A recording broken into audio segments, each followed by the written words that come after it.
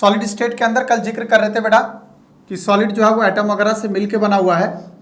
इस तरह से बहुत सारे एटम कंबाइन कर रहे थे, देखना बिल्कुल आराम से बेटा, बहुत चीज़ देखते जाओगे यहाँ। बहुत सारे एटम आपस में इस तरह से कंबाइन करके एक सॉलिड सिस्टम का फॉर्मेशन कर रहा था। ये सारी बातें हमने कल जिक्र किया था, ठीक है ना। और बोला था बेटा कि अगर इस तरह से कोई फिक्स एक अरेंजमेंट अगर होगा यहाँ पे पूरे सॉलिड के अंदर, तो अगर एटम और मॉलिक्यूल का अरेंजमेंट फिक्स होगा, फिक्स ज्योमेट्री होगा किसी सॉलिड में, तो उसको हम लोग बोल रहे थे क्रिस्टल लैटिस। कल ये सारी बातें जिक्र हुई थी। बोल रहा हूँ कंडीशन कि टोटल 7 डिफरेंट टाइप के क्रिस्टल सिस्टम आप देख रहे थे, जिसपे हम लोग पढ़ रहे थे। कंडीशन याद करने का कोड भी आपको बताया था, CT और HMT। तो इस तरह का कंडीशन हमने जिक्र किया था बेटा, बेसिक थोड़ा सा 2 मिनट में रिवाइज करो फटाफट। ये लिख रहा था कंडीशन CT और HMT, याद होगा कंडीशन। C से लिख रहे थे कंडीशन क्यूबिक, T से बोल रहे थे टेट्रागोनल, O से था ऑर्थोरोम्बिक, R से रोम्बोहेड्रल, S से हेक्सागोनल, M से मोनोक्लिनिक और T से ट्राइक्लिनिक, राइट। सो यहाँ पे कंडीशन हम लोग देख रहे थे बेटा CT और HMT, ठीक है। यहाँ पे क्यूबिक के अंदर आपने देखा था बेटा कि सारे साइड जो होंगे वो सेम होंगे, A equal to B equal to C। यहाँ 2 साइड सेम होंगे, बस थर्ड इक्वल नहीं होगा। यहाँ पे बोला था कंडीशन तीनों साइड इक्वल नहीं होंगे, ठीक है। फोर्थ की प्रॉपर्टी बोला था फर्स्ट से रिजेंबल करेगी, A equal to B। Fifth की प्रॉपर्टी सेकंड से, मतलब A equal to B not equal to C। और 6 और 7 की प्रॉपर्टी थर्ड से, मतलब A not equal to B not equal to C। और यहाँ भी A not equal to B not equal to C। इतना बात क्लियर है, ठीक है। अब अगर यहाँ देखते हो बेटा एंगल की बात, तो कल मैंने एंगल याद रखने के लिए बोला था क्यूबिक के केस में alpha beta gamma equal to 90 degree था। यहाँ भी सेम, यहाँ भी सेम था। यहाँ अल्फा बीटा गामा तो था बट नॉट इक्वल टू 90, ये बराबर होंगे लेकिन 90 नहीं होंगे। लास्ट में बोला था कोई भी बराबर नहीं होगा, ना अल्फा बीटा के, ना गामा के, ना 90 के, ये भी बराबर नहीं होगा। यहाँ तक कंडीशन आपको क्लियर किया था, राइट, ठीक है। यहाँ पे मैंने हेक्सागन में आपको बना के दिखाया था बच्चों, इस तरह से हेक्सागन का स्ट्रक्चर, और बोला था ये अल्फा बीटा 90 है बट ये गामा जो है 120 है। तो हेक्सागन में अल्फा और बीटा आपको 90 दिख रहा था और गामा आपको 120 दिख रहा था। बोलो क्लियर है बेटा। बस मोनोक्लिनिक याद रखना था, जहाँ alpha equal to gamma equal to 90 था but beta not equal to 90 था। बस यही तो कंडीशन था, ठीक है ना, समझ रहे हो कंडीशन। तो बस इतना कंडीशन आपने अगर कल ध्यान रखा होगा तो मेरे हिसाब से आपको कोई प्रॉब्लम नहीं आई होगी, ठीक है। अब यहाँ पे देखो बेटा, जैसे आप सोच रहे हो कि सर कैसा कंडीशन हो सकता है, A not equal to B not equal to C है और अल्फा नॉट इक्वल, ये alpha equal to beta equal to gamma equal to 90 degree है। बेटा ध्यान से देखना आप लोग, जैसे मैं आपको बोल रहा हूँ कंडीशन, ये देखो मैच बॉक्स को देखो। ये अगर आप मैच बॉक्स देख रहे हो बेटा, तो मैच बॉक्स को देखो गौर से, इसमें सारे साइड अलग अलग हैं। ये साइड देखो A है, ये मान लो B है और ये वाला C है, ठीक है ना। 3 साइड है, घर में माचिस होगा आप लोग के पास, ठीक है ना। तो तीनों डिफरेंट साइड है बेटा, A का लेंथ अलग है, B का लेंथ अलग है और C का लेंथ अलग है। मतलब A not equal to B not equal to क्या है, C। A ना तो B के बराबर है ना तो C के बराबर है, समझ रहे हो condition. A not equal to B not equal to C, right. So अगर ऐसा कंडीशन होगा बेटा, A not equal to B not equal to C और अल्फा और बीटा और गामा बराबर होगा, A not equal to B और not equal to C। But alpha beta gamma देखो, यहाँ सारे एंगल देखो बेटा, ये एंगल भी देख लो 90, ये एंगल भी देख लो 90, ये इसके साथ इधर वाले के साथ एंगल भी देखो 90, ऑल एंगल आर 90। सो बोल रहा हूं कि अल्फा बीटा गामा जो यहां दिख रहा है बेटा, अल्फा बीटा गामा 90 है but A not equal to B not equal to क्या है, C है। अगर इस तरह का कंडीशन आपके पास आता है बेटा, इसका मतलब ये कैसा ज्योमेट्री शो करेगा, ऑर्थोरोम्बिक ज्योमेट्री शो करेगा। सो मैच बॉक्स एग्जांपल है ऑर्थोरोम्बिक ज्योमेट्री का, राइट। डाउटनेट पर अब होगा आपके सभी मैथमेटिक्स, केमिस्ट्री, फिजिक्स और बायोलॉजी डाउट्स का सफाया। बस अपने क्वेश्चन के फोटो खींचो, उसे क्रॉप करो और उसे सबमिट करो और 3 सेकंड के अंदर अंदर उसका वीडियो सॉल्यूशन पाओ। क्लास 6 to 12 से लेकर NEET, IIT, JEE mains and advance के लेवल तक। तो आज ही डाउनलोड करो Doubtnut app. Condition types of unit cell. Unit cell में बेटा आपको 2 टाइप बताया था। एक बोला था कंडीशन प्रिमिटिव या बेसिक, और एक नॉन प्रिमिटिव। प्रिमिटिव में बोला था बेटा कि अगर किसी यूनिट सेल के अंदर एटम का अरेंजमेंट आपको केवल कहाँ दिखाई देगा, कॉर्नर पे, तो इसको हम लोग बोलेंगे प्रिमिटिव या बेसिक यूनिट सेल, ठीक है। यही कंडीशन चल रहा था। लेकिन एक और कंडीशन यहाँ जिक्र किया था बेटा हमने, याद होगा कंडीशन कल, नॉन प्रिमिटिव का केस, ठीक है ना। अगर नॉन प्रिमिटिव का केस होगा बेटा, तो नॉन प्रिमिटिव के केस में एटम का अरेंजमेंट जो होगा वो कॉर्नर पे तो होगा ही होगा, बोल रहा हूँ कॉर्नर पे तो होगा ही होगा, साथ ही साथ कॉर्नर के अलावा आपको बॉडी के सेंटर पे भी दिखाई देगा। अगर कॉर्नर के अलावा बॉडी सेंटर पे होगा तो ऐसे नॉन प्रिमिटिव यूनिट सेल को बोल रहे थे BCC, body centre cubic arrangement, ठीक है। और अगर ऐसा कंडीशन हो बेटा कि कॉर्नर के अलावा जो है वो फेस के सेंटर पे दिखाई दे। इस तरह का कंडीशन कल हम लोग जिक्र कर रहे थे बेटा कि अगर कॉर्नर के अलावा ये फेस के सेंटर पे भी अगर दिखाई देता है तो ऐसे कंडीशन को हम लोग बोल रहे थे कंडीशन क्या, एफसीसी। तो हम लोग बेसिकली यूनिट सेल में दो तरह का कंडीशन पढ़ रहे थे बेटा, एक पढ़ रहे थे प्रिमिटिव सिंपल और एक नॉन प्रिमिटिव। नॉन प्रिमिटिव में बोल रहा हूँ कंडीशन दो तरह का केस पढ़ेंगे, बीसीसी और एफसीसी। ईसीसी को जाके आगे जिक्र करेंगे थोड़ा सा, ठीक है। बीसीसी में एटम का अरेंजमेंट तीन जगह पे आपके पास है, वो दो जगह पे है, एक कॉर्नर पे और दूसरा बॉडी के सेंटर पे। वैसे एफसीसी में एटम का अरेंजमेंट देखोगे बेटा तो दो जगह दिखाई देगा, एक तो कॉर्नर पे दिखाई देगा और साथ ही साथ फेस के सेंटर पे भी आपको दिखाई देगा। इस तरह का कंडीशन है। बोलो आए समझ में यहाँ तक, ठीक है। सो बहुत इंपॉर्टेंट कंडीशन बोल रहा हूँ बेटा, सुनना ध्यान से। बोल रहा हूँ कि सिंपल या प्रिमिटिव में position of atom only and only at corner, ठीक है। जबकि बीसीसी में पोजीशन ऑफ एटम कॉर्नर, ये लिख रहा हूं कॉर्नर, और प्लस क्या लिख रहा हूं कंडीशन, बॉडी सेंटर, ठीक है। जबकि एफसीसी की बात करेंगे बेटा तो यहाँ पे कॉर्नर और प्लस फेस सेंटर। तो इस तरह से हमारे पास चलेगा पोजीशन ऑफ एटम, ठीक है।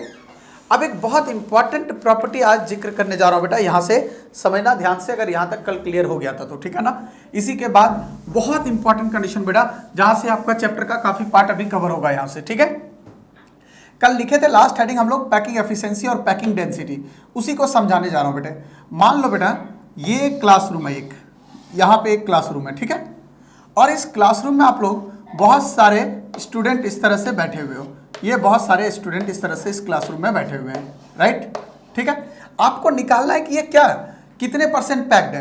बेटा जब स्टूडेंट बैठा होता है तो आपको पता है नीचे का जगह कुछ खाली है, ऊपर की जगह कुछ खाली है, अरे बीच में तो बेंच पे ही तो बैठा हुआ ना, बाकी की जगह आपको खाली दिख रहे हैं। तो बेसिकली टोटल क्लास पैक नहीं है, उसका कुछ परसेंट पैक्ड है। तो टोटल देखो यहाँ भी इधर खाली है, इधर खाली, इधर खाली दिख रहा है, इधर खाली दिख रहा है, इधर खाली, तो टोटल का कितना परसेंट पैक्ड है वही कहलाएगा पैकिंग एफिशिएंसी। समझ रहे हो। अब बात है कि सर पैकिंग एफिशिएंसी कैसे निकालेंगे। जैसे मैं आपको सिंपल तरीका बताना चाहता हूं बेटा कि कैसे पैकिंग एफिशिएंसी निकालोगे। जैसे इस क्लासरूम की पैकिंग एफिशिएंसी आपको अगर निकालना है, कैसे निकालेंगे पहले यही समझना, ठीक है ना। आपको थोड़ा देर में क्लियर हो जाएगा।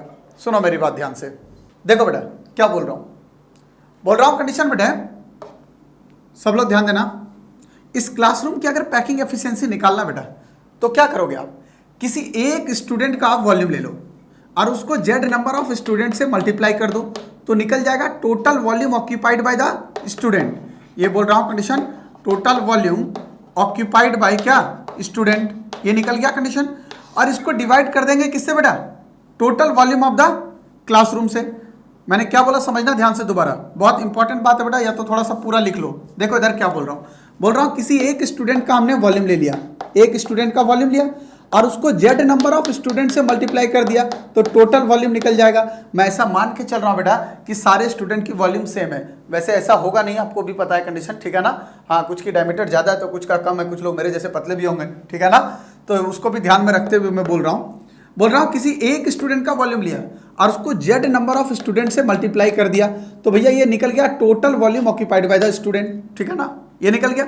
अब आपको पूरे क्लासरूम में चाहिए कितना पैक्ड है तो divided by total volume of classroom, ये टोटल वॉल्यूम ऑफ क्या लिख रहा हूं, क्लासरूम। तो इससे आपका निकल जाएगा एग्जैक्टली बेटा पैकिंग एफिशिएंसी। लेकिन पैकिंग एफिशिएंसी बताया था आपको किससे निकालना बेटा, पैकिंग एफिशिएंसी जो आप निकालोगे वो परसेंटेज में कितना परसेंट पैक्ड है तो परसेंटेज में लाने के लिए मल्टीप्लाई बाय क्या करना है, 100, राइट। इंपॉर्टेंट बात क्या बताने जा रहा हूं बेटा, कल जो हम लोग जिक्र कर रहे थे ना उसी को आगे बढ़ा रहा हूं। कल लिख रहे थे लास्ट में पैकिंग डेंसिटी और पैकिंग एफिशिएंसी, ठीक है ना। पैकिंग डेंसिटी और पैकिंग एफिशिएंसी क्या होता है, पैकिंग डेंसिटी इसको समझ लो पहले आप लोग, बहुत इंपॉर्टेंट बात है इसलिए सुनना ध्यान से। जैसे मैंने बोला बेटा कि एक क्लासरूम, हमने इस तरह से एक क्लासरूम लिया और इस क्लासरूम में मैं बोल रहा था अभी कि बहुत सारे स्टूडेंट ऐसे बैठा दिए हमने, ये बहुत सारे स्टूडेंट जो है वो इस क्लासरूम में बैठ गए, ये क्लासरूम में बैठ गए। तो एग्जैक्टली ये पूरा जगह पैक तो नहीं है ना, ये जगह खाली है, ये खाली है, ये खाली है, ये खाली है, इधर भी खाली है, इधर भी खाली है, इधर भी खाली है। तो बेसिकली बेटा हमें देखना है कि टोटल कितना परसेंट पार्ट इस क्लासरूम में पैक्ड है, उसी को बोलेंगे पैकिंग डेंसिटी या पैकिंग एफिशिएंसी, ठीक है। अब पैकिंग एफिशिएंसी निकालना बेटा तो कैसे निकालोगे आप इसको, कितना परसेंट पैक्ड है क्लासरूम। एक बच्चे का वॉल्यूम ले लो, वॉल्यूम ऑफ वन स्टूडेंट, समझ रहे हो मेरी बात, और इसको जेड नंबर ऑफ स्टूडेंट से मल्टीप्लाई कर दो। मैं ऐसा मान रहा हूं बेटा कि सारे स्टूडेंट्स का वॉल्यूम क्या है, सेम है, ठीक है। तो ये निकल गया total volume occupied by the student, कि स्टूडेंट ने टोटल कितना वॉल्यूम ऑक्यूपाइड किया, राइट। ठीक है, अब हम इसको डिवाइड कर देंगे टोटल वॉल्यूम ऑफ क्लास से। ये लिख रहा हूं condition, total volume of class, इससे डिवाइड कर देंगे। और भैया पैकिंग एफिशिएंसी, पैकिंग फ्रैक्शन निकाल रहे हैं, पैकिंग परसेंटेज निकाल रहे हैं, तो मल्टीप्लाई बाय क्या करना पड़ेगा, 100। पहले इतना समझ में आ गया। इसी का केस उसको समझो आप लोग ध्यान से। जैसे मैं लिख रहा हूं कंडीशन बेटे कि ये लिख रहा हूं आपके पास एक यूनिट सेल है। सबसे simplest type of unit cell जो सिलेबस में पढ़ना वो क्यूबिक पढ़ना है। ये एक क्यूबिक यूनिट सेल है, इस तरह से एक क्यूबिक यूनिट सेल आपको दिखाई दे रहा है। ये एक क्यूबिक यूनिट सेल है, ये एक क्यूबिक यूनिट सेल है, राइट बेटा। अगर आपको देखना है कि ये कितना परसेंट पैक्ड है, तो पैकिंग निकालने का तरीका क्या होगा बेटा, ये समझो ध्यान से। आप क्या करोगे, एक एटम का वॉल्यूम लोगे और इसको जेड नंबर ऑफ एटम से मल्टीप्लाई कर दोगे तो निकल जाएगा total volume occupied by the atom. तो यहां हो जाएगा volume of one atom, volume of क्या लिख रहा हूं, वन एटम, और इनटू क्या लेंगे, जेड। तो ये हो जाएगा total volume occupied by the atom. एक एटम का वॉल्यूम लिया और उसको जेड नंबर ऑफ एटम से मल्टीप्लाई कर दिया, ठीक है ना। तो निकल गया कि टोटल एटम ने जो है वो कितना वॉल्यूम ऑक्यूपाइड किया। अब निकालना है पूरे यूनिट सेल का वॉल्यूम ना आपको, तो डिवाइड कर देंगे volume of the unit cell से। तो डिवाइडेड बाय लिखेंगे कंडीशन क्या, वॉल्यूम ऑफ द क्या, यूनिट सेल। सो बेसिकली बेटा अगर आपको किसी यूनिट सेल का पैकिंग एफिशिएंसी निकालना है बेटा, तो पैकिंग एफिशिएंसी निकालने का तरीका क्या होगा। मैंने क्या बोला पैकिंग एफिशिएंसी निकालने का तरीका, कि सर हम लोग देख लेंगे कि टोटल वॉल्यूम कितना ऑक्यूपाइड हुआ एटम के द्वारा और डिवाइड कर देंगे total volume of unit cell से। बोलो क्लियर है। सो लिख रहा हूं कंडीशन कि total volume occupied by the atom, occupied by the atom, और इसको डिवाइड कर देंगे किससे बेटा, वॉल्यूम ऑफ द पूरे यूनिट सेल से, ठीक है, वॉल्यूम ऑफ यूनिट सेल। अब बेटा एक बात समझो, अगर आपको पैकिंग एफिशिएंसी निकालना है कितना परसेंट पैक्ड है, तो इसको मल्टीप्लाई कितने से करना है, 100 से। परसेंटेज निकालने के लिए किससे करना है, 100 से। तो अगर आपको बेटा पैकिंग एफिशिएंसी का डेफिनेशन पूछा जाएगा तो पैकिंग एफिशिएंसी को डिफाइन कैसे करेंगे, it is the total volume occupied by the atom to the total volume of unit cell. मैंने क्या बोला, समझ में आया कंडीशन आपको। अब देखो ध्यान से, आप लोग आराम से सुनना बेटे, ठीक है। हाँ सुनो इधर ध्यान से,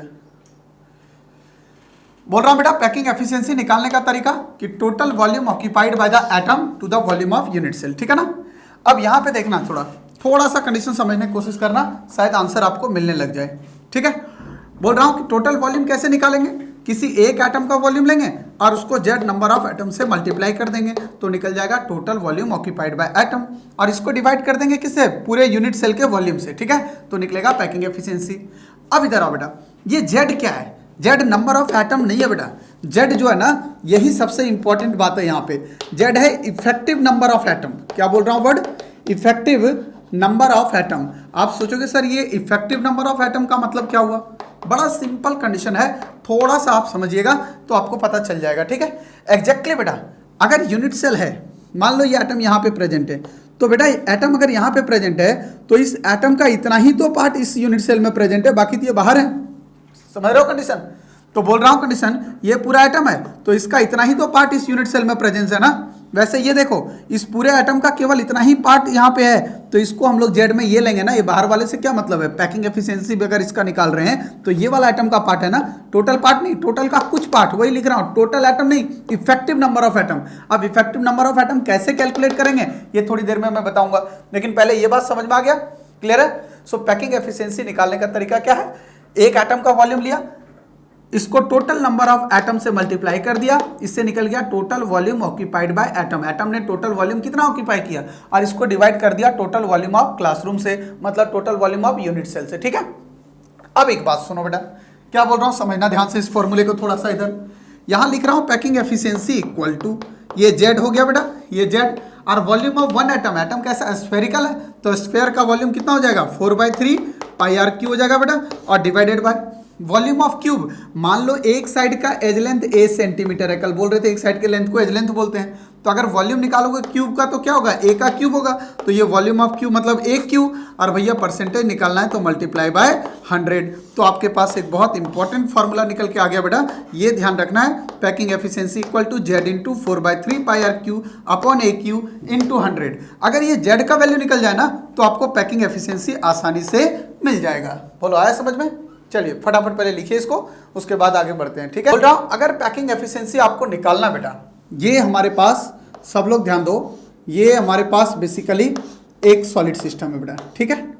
सॉलिड सिस्टम एटम से मिलकर इस तरह से बने हुए हैं। जब एटम आपस में कंबाइन कर रहे हैं तो कुछ पार्ट यहाँ खाली है, तो हमें निकालना है कि टोटल का कितना पार्ट पैक्ड है, वही होगा पैकिंग एफिशिएंसी, ठीक है ना। समझ रहे हो कंडीशन। अब अगर पैकिंग एफिशिएंसी निकालना है बेटा इसका ना, यहाँ देखो ये टोटल पार्ट पैक नहीं है, इधर खाली है, इधर खाली है, इधर खाली है, जो खाली है उसको वैकेंट एफिशिएंसी बोलते हैं। हमें निकालना है पैकिंग एफिशिएंसी, मतलब टोटल का कितना परसेंट पैक्ड है, ठीक है ना। बाकी जो बच गया वो खाली है। तो अगर ऐसा निकालना बेटा तो हम लोग कैसे निकालेंगे इसको। यहां पे मान रहा हूं कि इस पूरे यूनिट सेल में देखो एक साइड का एज लेंथ मान रहा हूं a सेंटीमीटर, तो इसका वॉल्यूम जो हो जाएगा बेटा वो हो जाएगा साइड का क्यूब a क्यूब, क्योंकि क्यूब का वॉल्यूम है, ठीक है ना। अब हमें अगर इसका निकालना है कितना परसेंट पैक्ड है, तो हम लोग क्या करेंगे, एक एटम का वॉल्यूम लेंगे और उसको z नंबर ऑफ एटम से मल्टीप्लाई कर देंगे, तो निकल जाएगा कि टोटल एटम ऑक्यूपाइड बाय, क्या लिखोगे कंडीशन, ये total volume occupied by atom. Atom ने टोटल कितना वॉल्यूम इसमें ऑक्यूपाइड किया, टोटल वॉल्यूम कितना ऑक्यूपाइड किया, और इसको डिवाइड कर देंगे किससे, पूरे वॉल्यूम ऑफ यूनिट सेल से, वॉल्यूम ऑफ यूनिट सेल से। और भैया परसेंटेज निकाल रहे हैं, एफिशिएंसी निकाल रहे हैं, कितना फ्रैक्शन पैक है, तो मल्टीप्लाई बाय 100, ठीक है।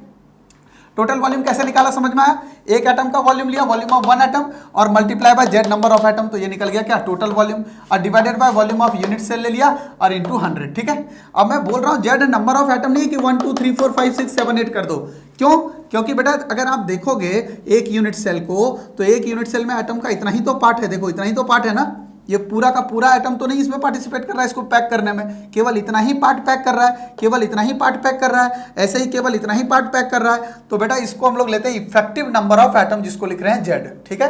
तो z नंबर ऑफ एटम ना होकर इफेक्टिव नंबर ऑफ एटम है। अब बात है सर ये z का कैलकुलेशन सर कैसे होगा, कैसे निकालेंगे वैल्यू ऑफ z, ठीक है ना। तो सबसे पहले तो यही लिखना है, पैकिंग एफिशिएंसी को एक लाइन में क्या लिखोगे, it is the ratio of total volume occupied by the atom to the volume of unit cell, ठीक है। तो लिखना इसमें फटाफट, it is the ratio of total volume occupied by the atom, it is the ratio of total volume occupied by the atom, total volume occupied by the atom to the volume of unit cell, total volume occupied by the atom to the volume of unit cell, volume of unit cell, ठीक है। इसको दिखाओ पूरा। अब यहां देखो बेटा ये हो गया z और volume of one atom, atom कैसा स्फेरिकल है तो स्फेयर का वॉल्यूम 4/3πr क्यू हो गया, और अपन वॉल्यूम ऑफ क्या होगा यूनिट सेल, यूनिट सेल कैसा है क्यूबिक है, तो क्यूब का वॉल्यूम क्या हो जाएगा साइड का क्यूब, मतलब ए का क्यूब, और एफिशिएंसी निकाल रहे हैं तो मल्टीप्लाई बाय 100, ठीक है। अब मामला सारा ये कंडीशन है z पे बेटा, अगर z कैलकुलेशन करना आ गया ना तो आपको सारा कुछ आ जाएगा। चलिए पहले इसको नोट कीजिए फटाफट, अगर आप लोग बिल्कुल क्लियर हैं तो एकदम चलते हैं आप, ठीक है ना। ओके बेटा आइए लिख रहा हूँ, पैकिंग एफिशिएंसी का फॉर्मूला क्या देखा बेटा हमने, packing efficiency equal to z into 4/3πr/क्यू और डिवाइडेड बाय ए क्यू और इंटू क्या 100, ये है पैकिंग एफिशिएंसी हमने जो निकाला, ये है पैकिंग एफिशिएंसी, ठीक है। अब बात है कि सर z कैसे कैलकुलेट करेंगे। z कैलकुलेट करने से पहले बेटा मैं आपको बहुत सारी चीज़ें पहले डिस्कस करूंगा, उसके बाद एक बात पे चलेंगे z पे, ठीक है। पहले लिख रहा हूं कंडीशन ज्योमेट्री ऑफ क्यूब, पहले हम लोग क्यूब के बारे में समझते हैं, ठीक है। ज्योमेट्री ऑफ क्यूब पहले इसको देख लो, उसके बाद सारी बातें जिक्र करेंगे बेटा। जैसे मैं लिख रहा हूँ इस तरह का कंडीशन है बेटा, ये हमारे पास ये क्यूब है, ये हमारे पास हो गया, ये है हमारे पास एक क्यूब, ठीक है, ठीक है। जरा सुनना बेटा ध्यान से, बहुत आराम से सबको समझना, उसके बाद बात करेंगे, ठीक है ना। हाँ देखो इधर बोल रहा हूं बेटा कंडीशन कि अगर आपको इसका ज्योमेट्री देखना है तो लिख रहा हूं इसमें क्या क्या condition, total number of corner in a cube, लिखते जाना, total number of corner, total number of corner in a cube. अगर टोटल नंबर ऑफ कॉर्नर देखोगे बेटा तो 1 2 3 4 5 6 7 8, टोटल कॉर्नर कितना है 8 है। अगर मैं ऐसा लिखूं बेटा कि total number of face in a cube, ठीक है, किसी क्यूब में टोटल फेस कितने होंगे बेटा, तो एक फेस ये दिख रहा है आपको, एक फेस आपको ये दिख रहा है बेटा 2, एक ये दिख रहा है आपके पास 3, एक फेस ऐसा दिख रहा है 4, एक हो गया फ्रंट फेस और एक बैक फेस, तो टोटल नंबर ऑफ फेस जो दिखेगा वो कितना दिखेगा 6। इतना बात क्लियर है। अगर मैं ऐसा कंडीशन ना बोलूं बेटा total number of body centre, तो भैया किसी भी बॉडी में एक ही तो सेंटर होगा ना, तो अगर आपको लिखना हो total number of body centre, तो total number of body centre जो होगा बेटा वो कितना होगा 1, राइट। ठीक है, अगर मान लो आपको लिखना है total number of face centre, तो ये फेस है आपका और ये इसका सेंटर, ये फेस है और ये इसका सेंटर, ये फेस है इसका सेंटर, ये फेस का सेंटर, तो ये 4 हो गया। एक 5 आगे का फेस है तो इसका एक सेंटर होगा, और एक पीछे का फेस है तो उसका भी सेंटर होगा। अगर बेटा एक फेस पे एक सेंटर है तो 6 फेस पे 6 सेंटर होगा। तो टोटल नंबर ऑफ लिख रहा हूं फेस सेंटर। अगर total number of face centre देखेंगे बेटा तो total number of face centre कितना होगा 6, राइट। ठीक है, अब अगला कंडीशन क्या बोल रहा हूं इसमें बेटा, यहां देखो एक साइड के लेंथ को एज लेंथ बोलते थे, तो ये 1 2 3 4 5 6 7 8 9 10 11 12, तो total number of edge in a cube, ये लिख रहा हूं condition, total number of edge in a cube. अगर एक क्यूब में टोटल एज देखेंगे कितना होगा 12 होगा, बात समझ रहे हो। अब अगर एक एज पे बेटा एक सेंटर होगा तो 12 एज पे कितने सेंटर होंगे 12 सेंटर होंगे। तो हम लोग लिखेंगे total number of edge centre, total number of edge centre कितने होंगे 12। पहले इतना बात समझ में आ गया बेटा, इतना क्लियर है। अब यहां पे कुछ बातें और बताऊंगा बेटा। अगला कंडीशन क्या बोल रहा हूं, जैसे यहां पे लिख रहा हूं नेक्स्ट, देखो ये आपके पास लिख रहा हूं एक तरह से यूनिट सेल है। ये सबसे पहले सबसे सिंपलेस्ट एक यूनिट सेल बना देते हैं क्यूबिक, ठीक है। ये है हमारे पास एक क्यूब, ठीक है बेटा, ये क्यूब है। अब यहां पे क्या बोल रहा हूं बेटा, जरा समझना ध्यान से, बड़ा इंपॉर्टेंट बात बोल रहा हूं बेटा।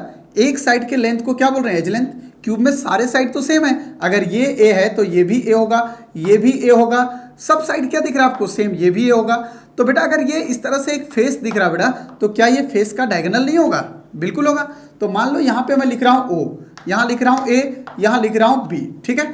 अगर आपको ये लेंथ ऑफ फेस डायगोनल निकालना है इसका वैल्यू बेटा, तो लेंथ ऑफ फेस डायगोनल अगर आपको लिखना है बेटे, लिख रहा हूँ लेंथ ऑफ फेस डायगोनल। अगर फेस डायगोनल का लेंथ निकालना है बेटा तो बहुत सिंपल है, आप ट्रायंगल ओ ए बी ले लो, ट्रायंगल ओ ए बी ले लो और यहाँ पे पाइथागोरस थ्योरम लगा दो। तो O B square equal to O A square plus क्या हो जाएगा ए बी स्क्वायर। लिख रहा हूँ O B square equal to O A square और प्लस क्या लिख रहा हूँ ए बी स्क्वायर। तो बेटा ओ बी स्क्वायर मतलब ए का स्क्वायर इक्वल टू ओ ए का स्क्वायर मतलब ए का स्क्वायर और ए बी का स्क्वायर मतलब ए का स्क्वायर। बोलो समझ रहे हो मेरी बात। आपको तो ओ बी निकालना है, सॉरी ओ बी निकालना है ना, ये तो O B equal to O B square equal to A square plus A square 2a square हो गया। तो ओ बी इक्वल टू कितना हो जाएगा बेटा √2a। क्लियर है। तो अगर आपको क्वेश्चन में बोलेगा कि लेंथ ऑफ फेस डायगोनल कितना होगा, तो इस फेस डायगोनल का वैल्यू हो जाएगा √2a। इतना बात आ गया। लेकिन अगर बेटा इसको देखा जाएगा, रे ये पॉइंट को आप देखो ध्यान से, ये पूरे बॉडी का डायगोनल है, दिख रहा है कंडीशन क्या है, ये बॉडी का डायगोनल। अगर इस बॉडी डायगोनल का लेंथ आपको पूछेगा कि लेंथ ऑफ बॉडी डायगोनल कितना होगा, कैसे निकालेंगे भाई। इधर देखो ये वैल्यू आपको निकल गया √2a यहां से यहां तक, और ये वैल्यू आपको एक साइड का लेंथ एज लेंथ ये पता है बेटा, आपको ये कैलकुलेट करना है। तो ट्रायंगल ओ बी और ये लिख दे रहा हूं कंडीशन, मान लो सी, यहां लगा रहा हूं ट्रायंगल ओ बी और ये सी। अब बेटा आपको निकालना है पाइथागोरस लगाओ, B C square equal to O C square plus O B square. तो आप लिखोगे B C square equal to O C square और प्लस ओ बी स्क्वायर, ये लिखोगे कंडीशन। अब बेटा इधर जरा देखना ध्यान से, क्या बोल रहा हूं मैं, समझना थोड़ा सा, बड़ा सिंपल है। ओ सी स्क्वायर, ओ सी मतलब ए का स्क्वायर और plus O B square, O B का स्क्वायर मतलब क्या होगा बेटा, यहां देखो ओ बी का वैल्यू √2a, तो ये लिखेंगे कंडीशन √2a का स्क्वायर, ठीक है। तो ये हो जाएगा बेटा a स्क्वायर और plus 2a square equal to 3a square. So therefore BC equal to क्या बचेगा बेटा, ये BC का वैल्यू कितना निकलेगा √3a। तो ध्यान रहे बेटा एक बात आपको कि अगर आपको लेंथ ऑफ बॉडी डायगोनल पूछेगा तो लेंथ ऑफ बॉडी डायगोनल का वैल्यू कितना निकला √3a। ये कंडीशन है लेंथ, है ना, ये लिख रहा हूं condition length of body diagonal. सुनना ध्यान से बेटा, ये लिख रहा हूं लेंथ ऑफ बॉडी डायगोनल, ठीक है, ये लेंथ ऑफ बॉडी डायगोनल, इसका वैल्यू कितना निकलेगा √3a। तो क्या क्या कंडीशन मिला बेटा, देखो फिर से एक बार रिपीट कर रहा हूं, सुनो। टोटल नंबर ऑफ कॉर्नर कितने मिले 8, total number of face cube में कितना होता है 6 होता है, total number of body centre, किसी भी बॉडी में एक ही सेंटर होगा भाई, तो total number of body centre कितना मिलेगा 1। Total number of face centre, बेटा अगर 6 फेस है तो सेंटर भी तो 6 ही होगा, तो total number of face centre कितना 6। Total number of edge in a cube, एक क्यूब में कितने एज होते हैं 12 एज, तो ये 12 होगा। और अगर टोटल नंबर एज सेंटर बोलेगा बेटा, एक एज के ऊपर एक सेंटर होगा तो 12 एज के ऊपर 12 सेंटर होगा, बोला है यहाँ तक। लेंथ ऑफ फेस डायगोनल होगा, अगर फेस का डायगोनल का वैल्यू तो √2 है, यहाँ पे निकाल के दिखाया, आपको सीधा वैल्यू याद रख लेना है, ठीक है ना, हाँ बाकी काम चल जाएगा। लेंथ ऑफ फेस डायगोनल √2 है, और लेंथ ऑफ बॉडी डायगोनल की अगर बात करेंगे तो बॉडी का डायगोनल कितना होगा √3a। क्लियर है यहाँ तक, चलिए नोट कीजिए इसको, ठीक है। लिख रहा हूँ कंट्रीब्यूशन, क्या इसका मीनिंग अभी थोड़ा समझा रहा हूँ, क्योंकि इसी के हेल्प से हम लोग निकालना सीखेंगे जेड का वैल्यू, ठीक है ना, इसलिए पहले इसको समझना बहुत जरूरी है बेटा। जैसे मैं लिख रहा था अब इस तरह का कंडीशन बेटे कि अगर एटम कॉर्नर पे प्रेजेंट होगा, अगर एटम जो है वो कॉर्नर पे अगर प्रेजेंट है, मान लो इस तरह से एटम प्रेजेंट है कॉर्नर पे, ठीक है, तो कॉर्नर पे टोटल पार्ट जो है बेटा वो इस क्यूब में नहीं गया ना, आगे भी कोई दूसरा क्यूब होगा इस तरह से, ये दूसरा कोई क्यूब होगा, इस तरह का कंडीशन होगा, कोई क्यूब होगा, ऐसा ऐसा बहुत सारे क्यूब मिलके सॉलिड बन रहे होंगे, तो इसका एटम का कुछ पार्ट इसमें है तो कुछ इसमें है, तो टोटल का कितना पार्ट एक क्यूब में, वही कहलाएगा Z, effective number of atom. बोलो क्लियर है। अब मैं इसको कैसे कंडीशन बता रहा हूँ कंट्रीब्यूशन, ये समझो बेटा। अगर कॉर्नर पे कोई एटम प्रेजेंट है बेटा, बोल रहा हूँ अगर कोई एटम कॉर्नर पे प्रेजेंट है बेसिकली, तो यहाँ के एटम को अगर इसको कंप्लीट शेयर करना है ना, तो इस तरह से ये टोटल जो है वो 8 क्यूब में शेयर होता है। ये जो एटम दिख रहा है ना, ये टोटल एक में शेयर हुआ, दूसरे में हुआ, ऐसे तीसरे में, ऐसे टोटल 8 क्यूब में शेयर होता है कॉर्नर का एटम। तो अगर आपको कंट्रीब्यूशन समझाने की कोशिश करूं, हाँ क्लास में आप लोग को बड़े अच्छे से समझा भी देता था इस पॉइंट को, पर यहाँ समझाना थोड़ा सा कठिन हो रहा है बेटा, लेकिन फिर भी मैं कोशिश कर रहा हूँ, थोड़ा सुनना आप लोग ध्यान से। मान लो कंडीशन ये एक क्यूब है, ऐसा एजम्पशंस मान रहा हूँ, ठीक है, और इस कॉर्नर पे एक एटम रखा हुआ बेटा, ये कॉर्नर है, ये कॉर्नर दिख रहा है। अगर इसको कंप्लीट ढकना है, ऐसे समझो, अगर इसको कंप्लीट ढकना है तो एक ऐसा क्यूब यहीं लगाना पड़ेगा बगल में, ऐसा क्यूब 2 हो गया, एक इधर से यहाँ से लगाना पड़ेगा 3 हो गया, एक इधर से इधर लगाना पड़ेगा 4 हो गया, एक इसके ऊपर 5 हो गया, एक इसके ऊपर 6, इसके ऊपर 7 और इसके ऊपर 8। ठीक है, दोबारा सुनना क्योंकि थोड़ा सा यहाँ समझाना कठिन हो रहा है, तो थोड़ा सा आप लोग सोचने की कोशिश करना जो मैं आपको बता रहा हूँ। बोल रहा हूँ कंडीशन की ये मान लो एक क्यूब है, ठीक है बेटा, और इस क्यूब के कॉर्नर पे, इस कॉर्नर पे एक एटम रखा हुआ है, ये जो कॉर्नर है ना यहाँ पे एक एटम रखा हुआ है। अब बोल रहा हूँ कि ये अगर इसको कंप्लीट ढकना बेटा, तो ऐसा ही एक क्यूब इधर भी लगाना पड़ेगा, यहाँ से यहाँ तक ऐसे एक क्यूब इधर लगाना पड़ेगा, एक क्यूब आपको इधर लगाना पड़ेगा, 4 हो गया यहाँ पे, फिर एक इसके ऊपर लगाना होगा, एक इसके ऊपर, एक इसके ऊपर और एक इसके ऊपर, तो टोटल क्यूब कितने लगे 8 लगे। तो अगर कॉर्नर पे एटम को कंप्लीट ढकना है तो टोटल 8 क्यूब लग रहे हैं, इसका मतलब 8 क्यूब से कॉर्नर वाला टच करेगा। मेरी बात समझ रहे हो, ठीक है। तो कॉर्नर पे अगर 8 लग रहे हैं बेटा, तो एक का कंट्रीब्यूशन ढकने में कितना हुआ 1/8, एक का कंट्रीब्यूशन जो हुआ वो 1 कितना हुआ 8 हुआ। तो यही बोल रहा हूं कंडीशन कि अगर कॉर्नर पे एटम होगा बेटा, अगर एटम का पोजीशन कॉर्नर पे होगा तो कॉर्नर पे कंट्रीब्यूशन कितना होता है 1/8, मतलब एक एटम का 1/8 पार्ट ही एक एटम में प्रेजेंट है। इसका मीनिंग ये है पूरे एटम का 1/8 पार्ट ही प्रेजेंट है कहां पे एटम में। अब दोबारा समझना, बहुत इजीली वे में समझ सकते थे लेकिन थोड़ा इसको समझने की कोशिश करना बेटा। मैं फिर से दोबारा रिपीट कर रहा हूं बेटा, आप लोग दोबारा देख लो थोड़ा सा। ये कॉर्नर पे एक एटम रखा हुआ है, ये क्यूब है, एक क्यूब है, ये कॉर्नर पे एटम रखा हुआ है, इसको कंप्लीट ढकना है बेटा। अगर कंप्लीट ढकना है बेटा इस एटम को कंप्लीट ढकना है तो एक ऐसा ही क्यूब इधर लगाया, एक ऐसा क्यूब इधर लगाया, एक ऐसा क्यूब इधर, 4 हो गया, एक इसके ऊपर 5 हो गया, एक इसके ऊपर 6 हो गया, एक इसके ऊपर 7, एक इसके ऊपर 8। अब ये कंप्लीट कॉर्नर वाला एटम ढक चुका है चारों तरफ से। तो कंप्लीट कॉर्नर के एटम को ढकने के लिए टोटल क्यूब कितने लिए 8 लिए, तो एक का कंट्रीब्यूशन ढकने में कितना होगा 1/8 होगा। बोलो समझ रहे हो मेरी बात। तो यहाँ एक का कंट्रीब्यूशन जो ढकने में होगा कॉर्नर पे वो 1 कितना होगा 8 होगा। पहले बताओ इतना बात समझ में आ गया, पक्का आ गया।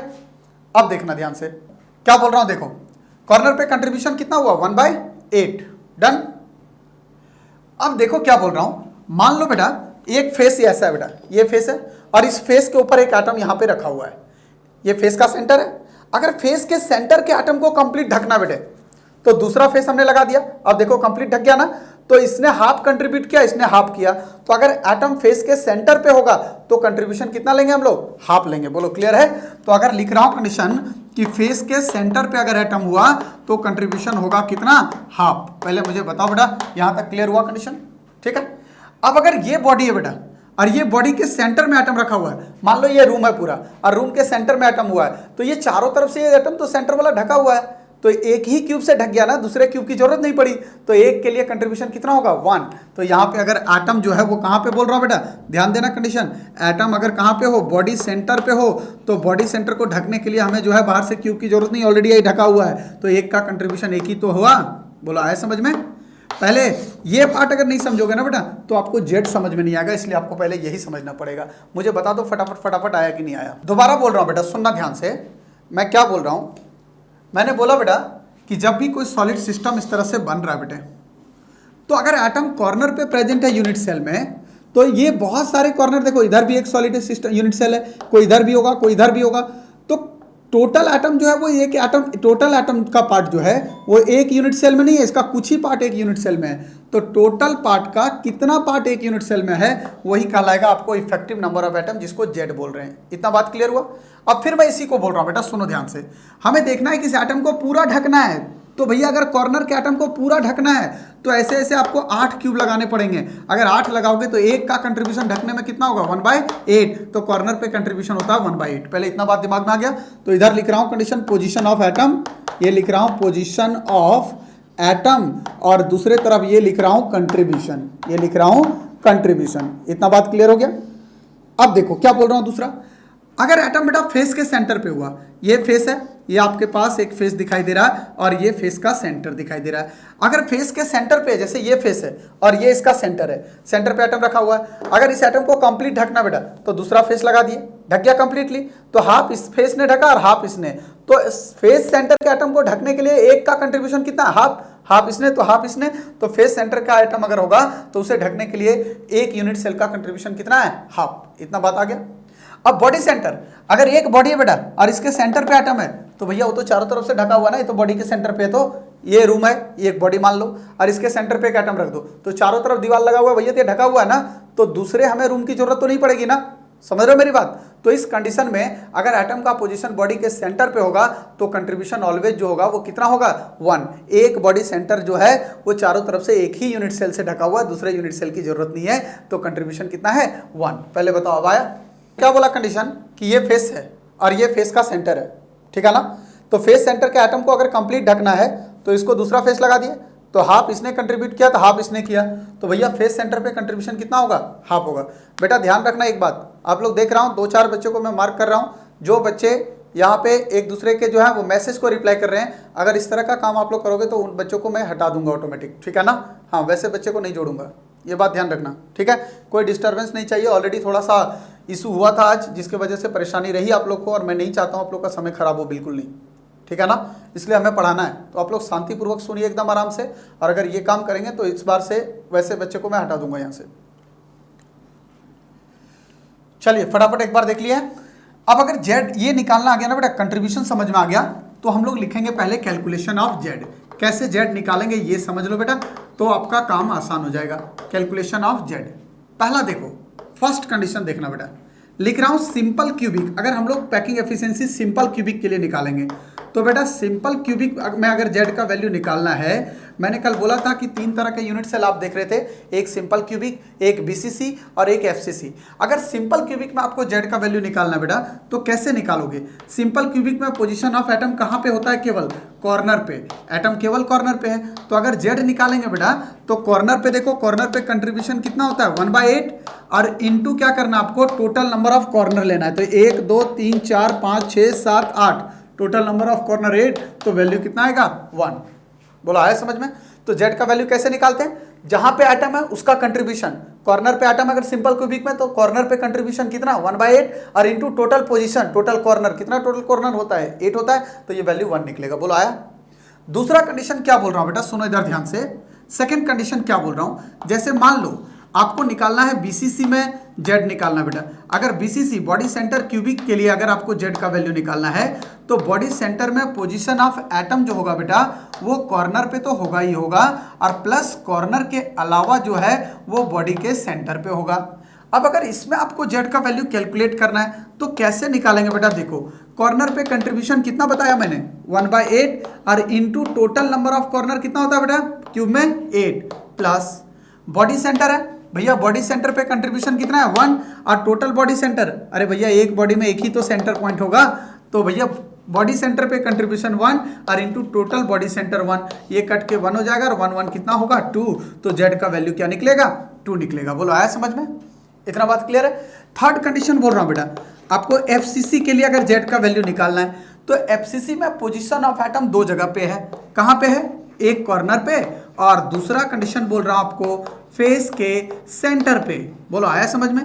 अगर यहां आप जेड का वैल्यू निकालोगे बेटा तो कॉर्नर पे कंट्रीब्यूशन कितना बोला 1/8 और into total number of corner 8 plus बेटा निकालेंगे फेस सेंटर पे कंट्रीब्यूशन निकालो, फेस सेंटर पे कितना है कंट्रीब्यूशन हाफ और into total number of face कितना है बेटा, टोटल फेस कितना बताया था 6 फेस होगा इसमें, तो इंटू टोटल फेस 6, तो ये हो गया 3 और ये 1, तो ये जेड का वैल्यू आपको कितना निकल गया 4 निकला। बोलो आया समझ में, यहां तक क्लियर हो गया यहां तक, ठीक है। अब बेटा पता है क्या, अगर ये जेड निकालना आ गया ना तो आपको पैकिंग एफिशिएंसी आ जाएगा, इसलिए मैं ये बात बता रहा हूं बेटे, सारा कहानी यहीं से होगा इसलिए बोल रहा हूं। देखो एग्जैक्टली क्या है, आपको लिखा होगा कि NaCl हैज BCC स्ट्रक्चर, जैसे लिखा BCC स्ट्रक्चर आप तुरंत समझ गए जेड का वैल्यू कितना है 2 है। आपको लिखेगा कि AgBr has simple cubic structure, अगर सिंपल क्यूबिक बोल रहा है मतलब जेड का वैल्यू कितना है 1।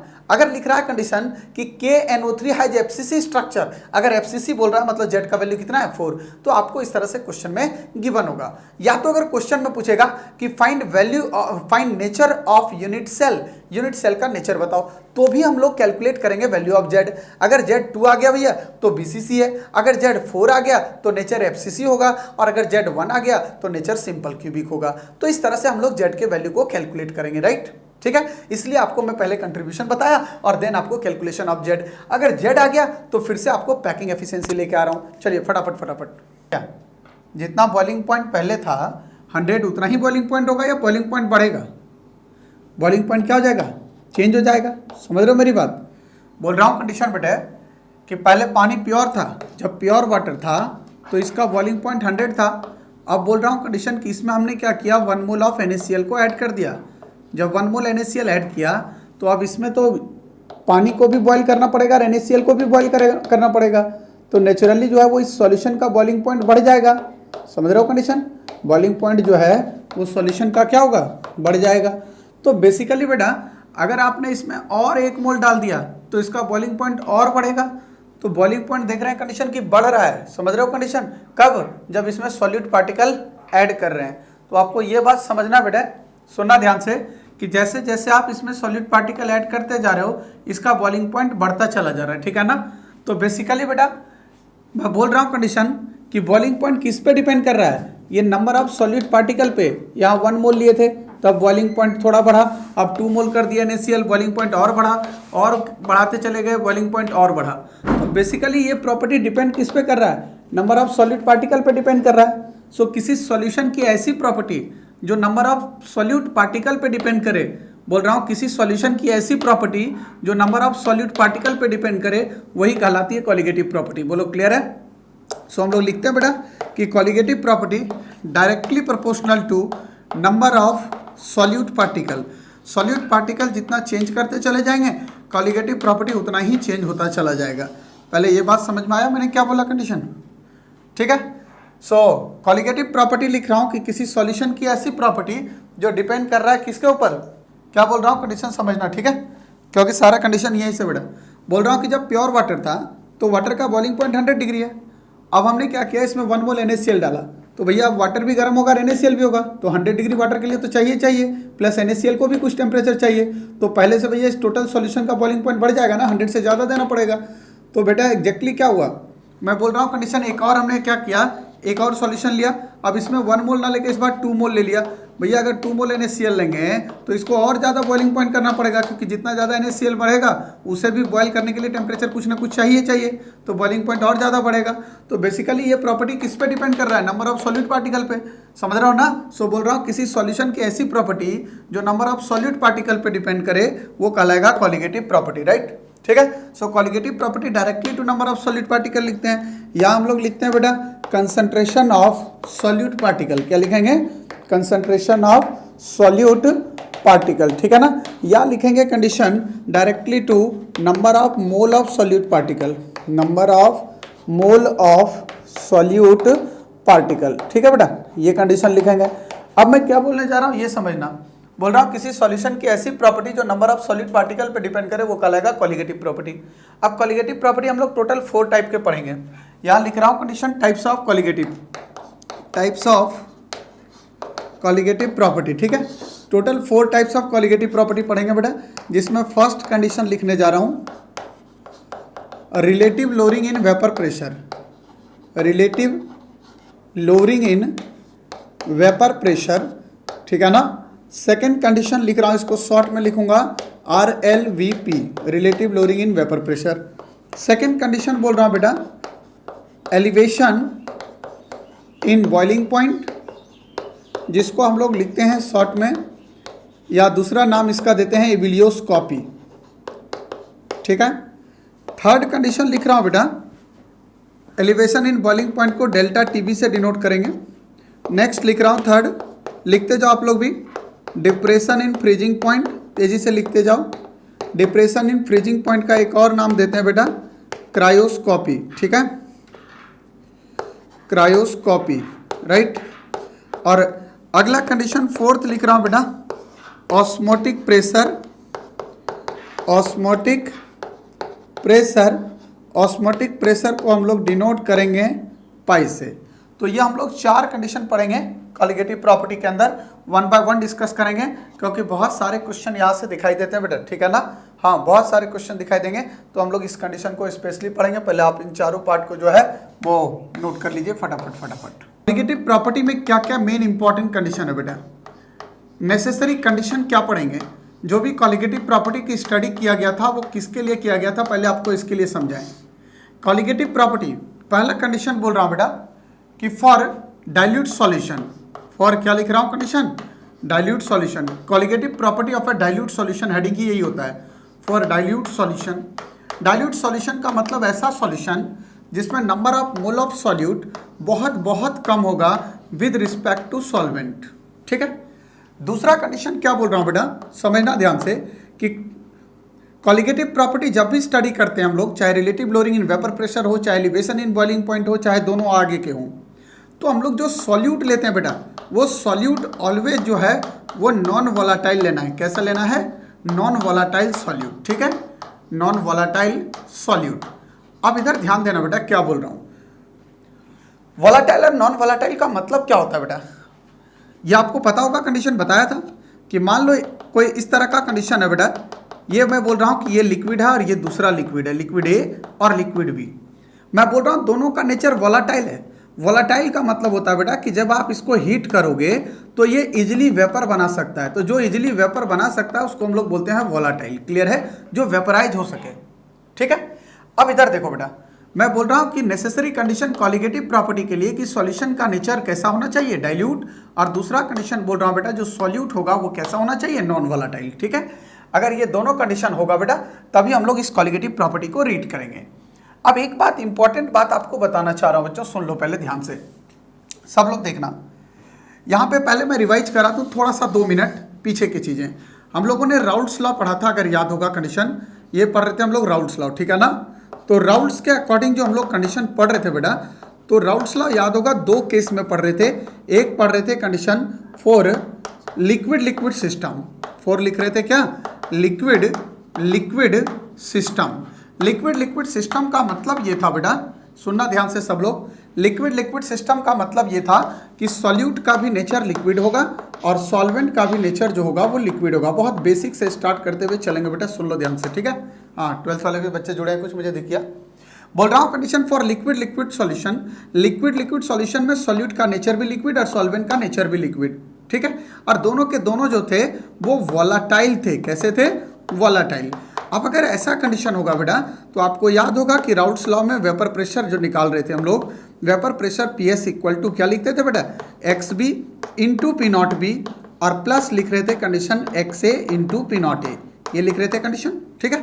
सेकेंड थिंग बोल रहा हूँ बच्चों, फॉर ध्यान देना, solid liquid system. Solid liquid system का मतलब ये था बच्चों कि सॉल्यूट का जो नेचर होगा बेटा, बोल रहा हूँ कि नेचर ऑफ सॉल्यूट जो यहाँ पे होगा वो कैसा होगा, नॉन वोलाटाइल। इसमें हम लोग कैसा लिए थे, नॉन वोलाटाइल सॉल्यूट लिए थे, ठीक है ना। जबकि सॉल्वेंट जो ले रहे थे बेटा, ये ले रहे थे वोलाटाइल। कैसा बोल रहा हूँ, वोलाटाइल। तो अभी तक हम लोग ये कंडीशन पढ़ रहे थे। और यहाँ पे जो हम लोग निकाल रहे थे बेटा, दो कंडीशन निकाल रहे थे, अगर आपको याद होगा बेटा। यहाँ पे दो कंडीशन क्या था यहाँ पे इसके लिए, एक तो हम लोग निकाल रहे थे फॉर्मूला वहाँ पे कि सर पीएस का रिलेशन अगर हम लोग देख रहे थे बेटा, तो लिख रहे थे कंडीशन कि पी नॉट ए, याद होगा, P not A minus P S upon P S is equal to X B mole fraction of solute, ऐसा लिख रहे थे बेटा। और वेट के टर्म में ये सॉरी पी नॉट ए, और अगर इसको हम लोग वेट के टर्म में लिख रहे थे तो P not A minus P S upon लिख रहे थे कंडीशन पी एस, ये अंतर था वेट के टर्म में। और इज इक्वल टू ये आता था कंडीशन डब्ल्यू बी और अपॉन एम बी और into M A upon W A, ऐसा कंडीशन आता था राउल्ट्स लॉ का सॉलिड लिक्विड सिस्टम। अब इधर देखो बेटा, पी नॉट ए को सॉल्वेंट से डिनोट कर रहे थे, इसलिए पी नॉट ए जो था वो vapour pressure of solvent in pure state. B था क्या बेटा, ये P S vapour pressure of solution, ये vapour pressure of solvent in pure state. और X B, X mole fraction और B solute, mole fraction of solute, ठीक है। अगर यहाँ देखोगे तो W B weight of solute, M B molar mass of solute, weight of solvent और molar mass of solvent, ठीक है। अब देखो ये जो फॉर्मूला होता है बेटा, ये फॉर्मूला ये किसी भी सॉल्यूशन के लिए एप्लीकेबल है, किसी भी सॉल्यूशन के लिए, मतलब लिख रहा हूँ for any solution. Any solution का मतलब यह है बेटा कि सॉल्यूशन डाइल्यूट भी हो सकता है और साथ ही साथ कंसंट्रेटेड भी हो सकता है। मतलब डाइल्यूट सॉल्यूशन के लिए भी ये फॉर्मूला यूज कर सकते हो और कंसंट्रेटेड सॉल्यूशन के लिए भी किसी सॉल्यूशन का वेपर प्रेशर निकालने के लिए ये फॉर्मूला यूज कर सकते हो, ठीक है। यहां तक बात क्लियर है। पर अब जो हम लोग कंडीशन पढ़ेंगे बेटा, कॉलिगेटिव प्रॉपर्टी जो मैं स्टार्ट करने जा रहा हूं उसमें वहां कुछ और कंडीशन आएगा, इसलिए आपको पहले थोड़ा सा ये रिव्यू करा रहा हूं। ये थोड़ा सा आप लोग जो है एक बॉक्स बना के रिव्यू कर लीजिए, क्योंकि इतने दिन बाद चल रहे हैं हम लोग, और फिर स्टार्ट कर रहे हैं हम लोग एक एक करके relative lowering in vapour pressure. अब आपके पास लेके आ रहा हूं first colligative property, first heading आप लोग डाल दो relative lowering in vapour pressure. ये लिख रहा हूं condition relative lowering in vapour pressure, lowering in vapour pressure, समझना बेटा ध्यान से, ठीक है। Relative lowering in vapour pressure, ठीक है। कॉलिगेटिव प्रॉपर्टी के ऊपर 2008 एडवांस में आयुष क्वेश्चन रहा था, ठीक है ना। हाँ, पैसेज वाला क्वेश्चन बना था पूरा एक पैसेज। देखो relative lowering in vapour pressure, पहले इसको समझना बेटा क्या मैं बोल रहा हूँ, पूरी कहानी पहले क्लियर करना, उसके बाद आपको बताएंगे। ये लिख रहा हूँ बेटा, ये हमने क्या किया, एक प्योर सॉल्वेंट लिया, मान लो ये पानी लिया बेटे, ये पानी लिया हमने, ये पानी लिया, ठीक है, ये यहाँ पे पानी लिया, यहाँ से एक हमने क्या किया, एक ढक्कन लगा के इसको यूं कवर कर दिया, ठीक है। यह है कवर, मतलब क्लोज वेसल है, ठीक है। अब बेटा क्या बोल रहा हूँ कि हमने इसको थोड़ा सा हीट करना शुरू किया, ये हीट किया हमने, ठीक है। अब क्या हुआ होगा बेटा, जब हीट किया होगा हमने तो ये धीरे धीरे लिक्विड जो है वो वेपर में कन्वर्ट हो रहे होंगे, धीरे धीरे ये वेपर में कन्वर्ट हो रहे होंगे, ये वेपर में कन्वर्ट हो रहे होंगे, है ना। इस तरह से जो है वो ये लिक्विड वेपर में कन्वर्ट हो रहे होंगे, ठीक है ना, ये वेपर में। अब क्या होगा, वेपर से जैसे ये यहाँ से ऊपर जाएंगे और फिर धीरे धीरे ये क्या करेंगे, कंडेंस्ड होंगे। मतलब पहले इवोपरेशन हो रहा है, देन क्या हो रहा है, कंडेंसेशन। अब सुनो बेटा ध्यान से, मैं आपको एक बात, बहुत इंपॉर्टेंट बात बताने वाला हूँ, एकदम आराम से सुनना पहले इसका कॉन्सेप्ट क्या है, ठीक है। जब बेटा ये वेपर में गया तो ये वेपर के पार्टिकल जो हैं वो आपस में कोलाइड करेंगे, यहाँ पे जैसे वेपर के पार्टिकल होंगे आपस में क्या करेंगे, कोलाइड करेंगे, और अगर कोलिजन होगा तो ये एनर्जी रिलीज करेंगे, और जैसे ये एनर्जी रिलीज करेंगे बेटा, ये फिर से क्या पड़ेगा, जो इवोपरेट हुआ था वो फिर से कंडेंस होना शुरू करेगा। बेसिकली क्या हो रहा होगा बेटा, पहले भी एक बार जिक्र किया था, दोबारा कर रहा हूं, थोड़ा सुनना, कि जब प्योर वाटर को आपने गर्म करना शुरू किया बेटा तो इसकी काइनेटिक एनर्जी बढ़ी, और जब काइनेटिक एनर्जी बढ़ा तो सरफेस के पार्टिकल जो है वो इवोपरेट होना शुरू हो गए, ठीक है, ये इवोपरेट हुए। बट जैसे ही इवोपरेट हुए बेटा, यहाँ पे इन वेपर के बीच में कोलिजन शुरू हुआ, और जब कोलिजन शुरू होगा बेटा, जब ये आपस में कोलाइड करेंगे तो एनर्जी को रिलीज करेंगे, और अगर ये एनर्जी रिलीज करने लग जाएंगे तो फिर से ये स्टेबल होना चाहेंगे, इसलिए ये फिर से कंडेंस करने लगेंगे, ठीक है। तो यहाँ पे बेसिकली क्या हुआ था, इवोपरेशन, और यहाँ पे क्या हो रहा है, कंडेंसेशन हो रहा है। तो याद होगा कि एक कंडीशन ऐसा बनता है बेटा जहाँ पे जितना इवोपरेशन होता है उतना ही रेट ऑफ कंडेंसेशन होता है, तो वो कंडीशन इक्विलिब्रियम का कहलाता है। सो इक्विलिब्रियम पे इस वेपर के द्वारा जो कंडेंस्ड हुआ था, इस वेपर के द्वारा इस लिक्विड सरफेस के ऊपर कितना प्रेशर लगेगा वही एग्जर्टिंग प्रेशर कहलाता था वेपर प्रेशर। तो यहाँ जो वेपर प्रेशर होगा वो किसके वजह से होगा? सॉल्वेंट का वेपर प्रेशर है ये प्योर, क्योंकि सॉल्वेंट ही तो इवोपरेट हुआ है। तो यहाँ पे जो वेपर प्रेशर हुआ बेटा वो सॉल्वेंट का हुआ, जिसको मैं लिख रहा हूँ P0A, लिख रहा हूँ कंडीशन वेपर प्रेशर ऑफ क्या? Solvent in pure state, vapour pressure of solvent in pure state. ये पहले बात क्लियर हो गया बेटा। अब क्या बोल रहा हूं देखो कि हमने क्या किया कि इसमें नॉन वोलेटाइल सॉल्यूट ऐड कर दिया। यहां पे हमने क्या किया बेटा? नॉन वोलेटाइल सॉल्यूट ऐड किया। जरा समझना बेटा ध्यान से यहां पे, ठीक है ना। ये नॉन वोलेटाइल सॉल्यूट ऐड करेंगे, ठीक है बेटा। जब नॉन वोलेटाइल सॉल्यूट ऐड करोगे बेटा तो सुनना ध्यान से, एक इंपॉर्टेंट कंडीशन क्या बता रहा हूं आपको, बड़ा इंपॉर्टेंट। मान लो ये 100 डिग्री पे वे वाटर बॉईल कर रहे थे बेटा। अब जब इसमें नॉन वोलेटाइल सॉल्यूट आपने डाला बेटा तो ये 100 पे तो बॉईल नहीं करेंगे, इनका बॉइलिंग पॉइंट क्या हो जाएगा? बढ़ेगा। तो अगर आप 100 डिग्री की आप बात करोगे बेटा तो 100 डिग्री पे जो है वो पहले से कम वेपर बनेंगे या ज़्यादा बनेंगे? कम बनेंगे। क्यों? क्योंकि अब ये इसे भी तो जो हीट ये देगा, जो भी हम यहाँ हीट देंगे बेटा, इसका कुछ अमाउंट वाटर एब्जॉर्ब करेगा, तो कुछ अमाउंट कौन करेगा? NaCl जो इलेक्ट्रोलाइट वगैरह होगा, जो भी इलेक्ट्रोलाइट नॉन वोलेटाइल सॉल्यूट जो भी होगा, मान लो यहाँ पे हमने यूरिया डाल दिया, तो जो भी यूरिया डाला या ग्लूकोज जो भी डाला होगा नॉन वोलेटाइल सॉल्यूट, इसने भी कुछ हीट को एब्जॉर्ब किया होगा। तो जब 100 डिग्री देंगे तो मान लो 80 डिग्री तक टेम्परेचर इसने एब्जॉर्ब किया और 20 डिग्री इसने किया, तो भैया ये तो बॉयल होगा नहीं ना। और अगर बॉयल नहीं होगा, अगर बॉयल कम होने के चांस होंगे तो वेपर बनने के भी चांस कम होंगे, और अगर वेपर कम बनेगा तो इनका कंडेंसेशन भी कम होगा, और अगर कंडेंसेशन कम होगा बेटा, ये कम कंडेंस होंगे तो इक्विलिब्रियम पे प्रेशर भी एग्जर्ट कम करेंगे, और अगर प्रेशर एग्जर्ट कम करेगा तो वेपर प्रेशर भी इसका क्या होगा? कम होगा। किसका वेपर प्रेशर कम होगा? सॉल्यूशन का वेपर प्रेशर कम हो जाएगा, क्योंकि सॉल्यूट प्लस सॉल्वेंट मिलकर अब क्या बन चुका है? सॉल्यूशन। सो PS को लिख रहा हूं condition vapour pressure of solution. एक बार दोबारा रिपीट कर रहा हूं क्योंकि सारी कहानी इसी पॉइंट पे बेटा। अगर ये समझ में आ जाएगा तो आपको सारा पिक्चर क्लियर हो जाएगा, ठीक है। देखो इधर क्या बोल रहा हूं, सुनना। लिख रहा हूं बेटा कि पहले प्योर वाटर है, प्योर वाटर को हमने बॉईल किया 100 पे, बॉईल हुआ तो ये वेपर बनाया, वेपर बनाया तो जो वेपर के पार्टिकल आपस में थे वो कोलाइड किए तो एनर्जी रिलीज हुआ, और जब एनर्जी रिलीज हुआ बेटा तो एनर्जी रिलीज होगा तो ये क्या होगा? एनर्जी कम हो गया इसके पास, और एनर्जी जिसके पास कम होती है उसकी स्टेबिलिटी ज़्यादा होती है, तो ये फिर से स्टेबल होना चाहेगा, फिर से ये लिक्विड में आना चाहेगा, तो लिक्विड में आना चाहेगा बेटा तो ये कंडेंस्ड होगा, समझ रहे हो। तो जब ये कंडेंसेशन शो करेगा वेपर, जब वेपर कंडेंस्ड होगा, यहाँ इवोपरेशन हो रहा था, अब क्या हो रहा है? कंडेंसेशन। तो भैया दो रिएक्शन चल रहे हैं, एक इवोपरेशन और एक कंडेंसेशन। तो एक ऐसा कंडीशन आएगा जहाँ इक्विलिब्रियम होगा, तो इक्विलिब्रियम पे इस वेपर के द्वारा लिक्विड सरफेस के ऊपर कितना प्रेशर एग्जर्ट हो रहा है वही कहलाएगा vapour pressure of solvent in pure state, ठीक है। अब इसमें नॉन वोलेटाइल सॉल्यूट डाला बेटा, बोल रहा हूं कि सॉल्यूट जब डाला तो ये सॉल्यूशन बन चुका है। तो अगर हम यहाँ 100 डिग्री दे रहे थे टेम्परेचर बेटा, बोल रहा हूँ अगर 100 डिग्री और अब भी अगर 100 डिग्री देता हूँ तो 80 इसने एब्जॉर्ब किया और कुछ इसने एब्जॉर्ब किया। मेरी बात इतना समझ में आया? बोल रहा हूँ कुछ इसने एब्जॉर्ब किया तो कुछ इसने किया। तो भैया यहाँ से देखो, पहले ये 100 एब्जॉर्ब कर रहा था, अब यही वाटर 80 एब्जॉर्ब कर रहा है। अगर टेम्परेचर कम एब्जॉर्ब करेगा तो ये कम इवोपरेट करेगा, वेपर कम बनाएगा, और अगर वेपर कम बनेगा तो कंडेंसेशन कम होगा, और अगर कंडेंसेशन कम होगा तो इस पर प्रेशर कम लगाएगा, और प्रेशर कम होगा तो इसका वेपर प्रेशर भी कम होगा। तो सॉल्यूशन का वेपर प्रेशर कम हुआ, जबकि सॉल्वेंट का वेपर प्रेशर क्या हुआ? ज़्यादा हुआ। इतना बात क्लियर हुआ बेटा? क्या बोला, समझ में आया? क्यों ऐसा हुआ? क्योंकि कुछ सरफेस एरिया इसने भी तो कुछ सरफेस एरिया ऑक्यूपाई किया, तो इसने भी तो कुछ टेम्परेचर एब्जॉर्ब किया होगा ना। बात समझ गए? सो बोल रहा हूं बेटा कि in a pure solvent when non volatile solute is added then some surface area is occupied by the solute particle, ठीक है।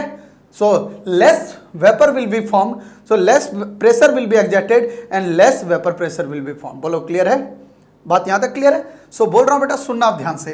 अब कंक्लूड कर रहा हूं एक बात पे, समझो ध्यान से। क्या बोल रहा हूं कि किसी भी प्योर सॉल्वेंट में जब नॉन वोलेटाइल सॉल्यूट डाला तो इस सॉल्यूशन का वेपर प्रेशर पहले से कितना कम हुआ, देखो प्योर का ज्यादा था, इसका वेपर प्रेशर कम हुआ, तो भाई कितना कम हुआ, बोल रहा हूं किसी भी प्योर सॉल्वेंट में नॉन वोलेटाइल सॉल्यूट डाले तो सॉल्यूशन का वेपर प्रेशर कितना कम हुआ, वही कहलाएगा लोअरिंग इन वेपर प्रेशर। ठीक है, सो लिख रहा हूं कंडीशन बेटा कि lowering in vapour pressure, lowering in vapour pressure, देखना ध्यान से बेटा, इज इक्वल टू कितना कम हुआ होगा बेटा, मान लो ये प्योर का 100 है, ये यहाँ पे घट के हुआ 80, तो कितना कम हुआ 20। कैसे पता चला, दिस माइनस दिस किया तो लोअरिंग इन वेपर प्रेशर मतलब बड़ा वेपर प्रेशर माइनस छोटा PS, P not A minus PS. Clear है।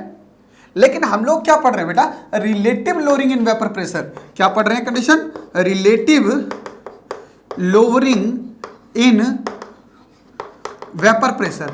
बेटा सबसे पहले लोअरिंग इन वेपर प्रेशर आपको मिल गया, क्या मिला, ये P not A minus P S मिला, और रिलेटिव मतलब रिस्पेक्ट में, तो भाई किसके रिस्पेक्ट में निकाल रहे हैं, किसके रिस्पेक्ट में घटा, प्योर के रिस्पेक्ट में घटा ना, तो with respect to pure solvent. तो अगर आपको क्वेश्चन में बोलता है बेटा कि find lowering in vapour pressure, तो आप निकालोगे P not A minus P S. अगर क्वेश्चन में पूछता है कि find relative lowering in vapour pressure, तो आप निकालोगे P not A minus P S upon P not A. ये इसका मेजर कॉन्सेप्ट आपको समझना है। ठीक है, पूरा ध्यान देना बेटा, अगर पूरा कॉन्सेप्ट समझ में आ जाएगा ना तो एक बहुत इंपॉर्टेंट क्वालिटेटिव प्रॉपर्टी आपका फिनिश होगा। इसलिए पहले ये बात समझ में आ गया आप लोगों को, आ गया, डन। अब आओ देखो, ये दो बातें बोला मैंने, लोअरिंग इन वेपर प्रेशर और relative lowering in vapour pressure. अब सुनो मेरे भाई, क्या कंडीशन में समझाना चाह रहा हूं, ये समझो। अभी आपने नॉन वोलेटाइल सॉल्यूट डाले और ये लिक्विड है, तो बेटा ये बिल्कुल राउल्ट्स लॉ का सॉलिड लिक्विड सिस्टम की तरह ही तो दिख रहा है। और याद करो राउल्ट्स लॉ का सॉलिड लिक्विड सिस्टम, देखो सॉलिड लिक्विड सिस्टम में P not A minus P S upon P not A equal to X B होता था। P not A minus P S upon P not A equal to क्या होगा, x B. देखो मिल गया ना, समझ रहे हो कंडीशन। सो करेंगे अप्लाई राउल्ट्स लॉ। क्या लिख रहा हूं कंडीशन, अप्लाई राउल्ट्स लॉ। तो जरा देखना बेटा ध्यान से, यहां पे क्या लिख रहा हूं कंडीशन, अप्लाई कर दो राउल्ट्स लॉ को। अगर राउल्ट्स लॉ को अप्लाई करोगे बेटा तो क्या लिखोगे कंडीशन, ये relative lowering in vapour pressure जो होगा P not A minus P S upon क्या, पी नॉट ए, ये इक्वल टू किसके होगा बेटा, एक्स बी, मतलब मोल फ्रैक्शन ऑफ सॉल्यूट। यही बोलता था एग्जैक्टली बेटा कौन, relative lowering in vapour pressure.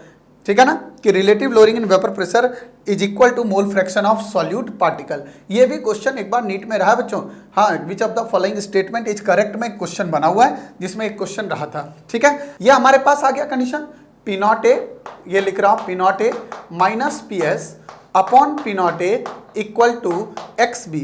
और एक्स बी क्या है बेटा, मोल फ्रैक्शन ऑफ सॉल्यूट है। तो अगर मोल फ्रैक्शन ऑफ सॉल्यूट है बेटा तो आप इसको लिख सकते हैं ऑन नंबर ऑफ मोल मतलब सॉल्यूट का नंबर ऑफ मोल, और अपॉन टोटल नंबर ऑफ मोल मतलब सॉल्यूट प्लस सॉल्वेंट का नंबर ऑफ मोल। इतना बात क्लियर हो गया बेटा।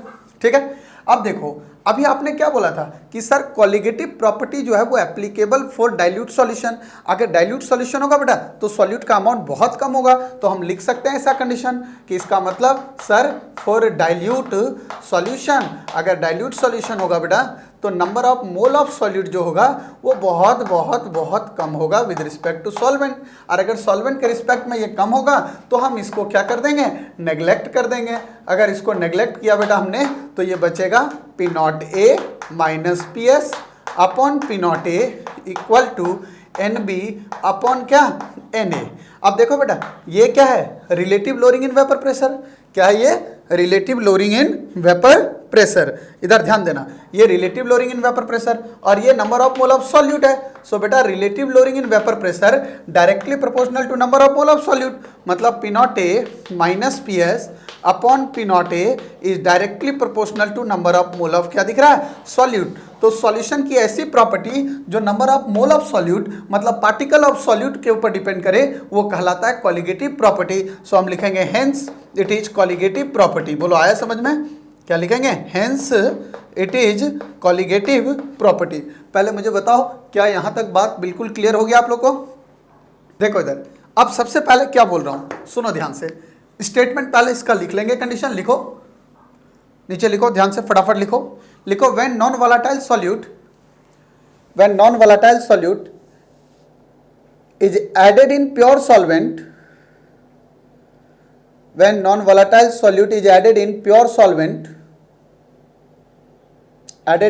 solvent, then vapour pressure decreases, vapour pressure of solution लिखना, vapour pressure of solution decreases, vapour pressure of solution decreases because some surface area, because some surface area of solvent is covered by, some surface area of solvent is covered by non volatile solute, some surface area of solvent is covered by non volatile solute, covered by non volatile solute.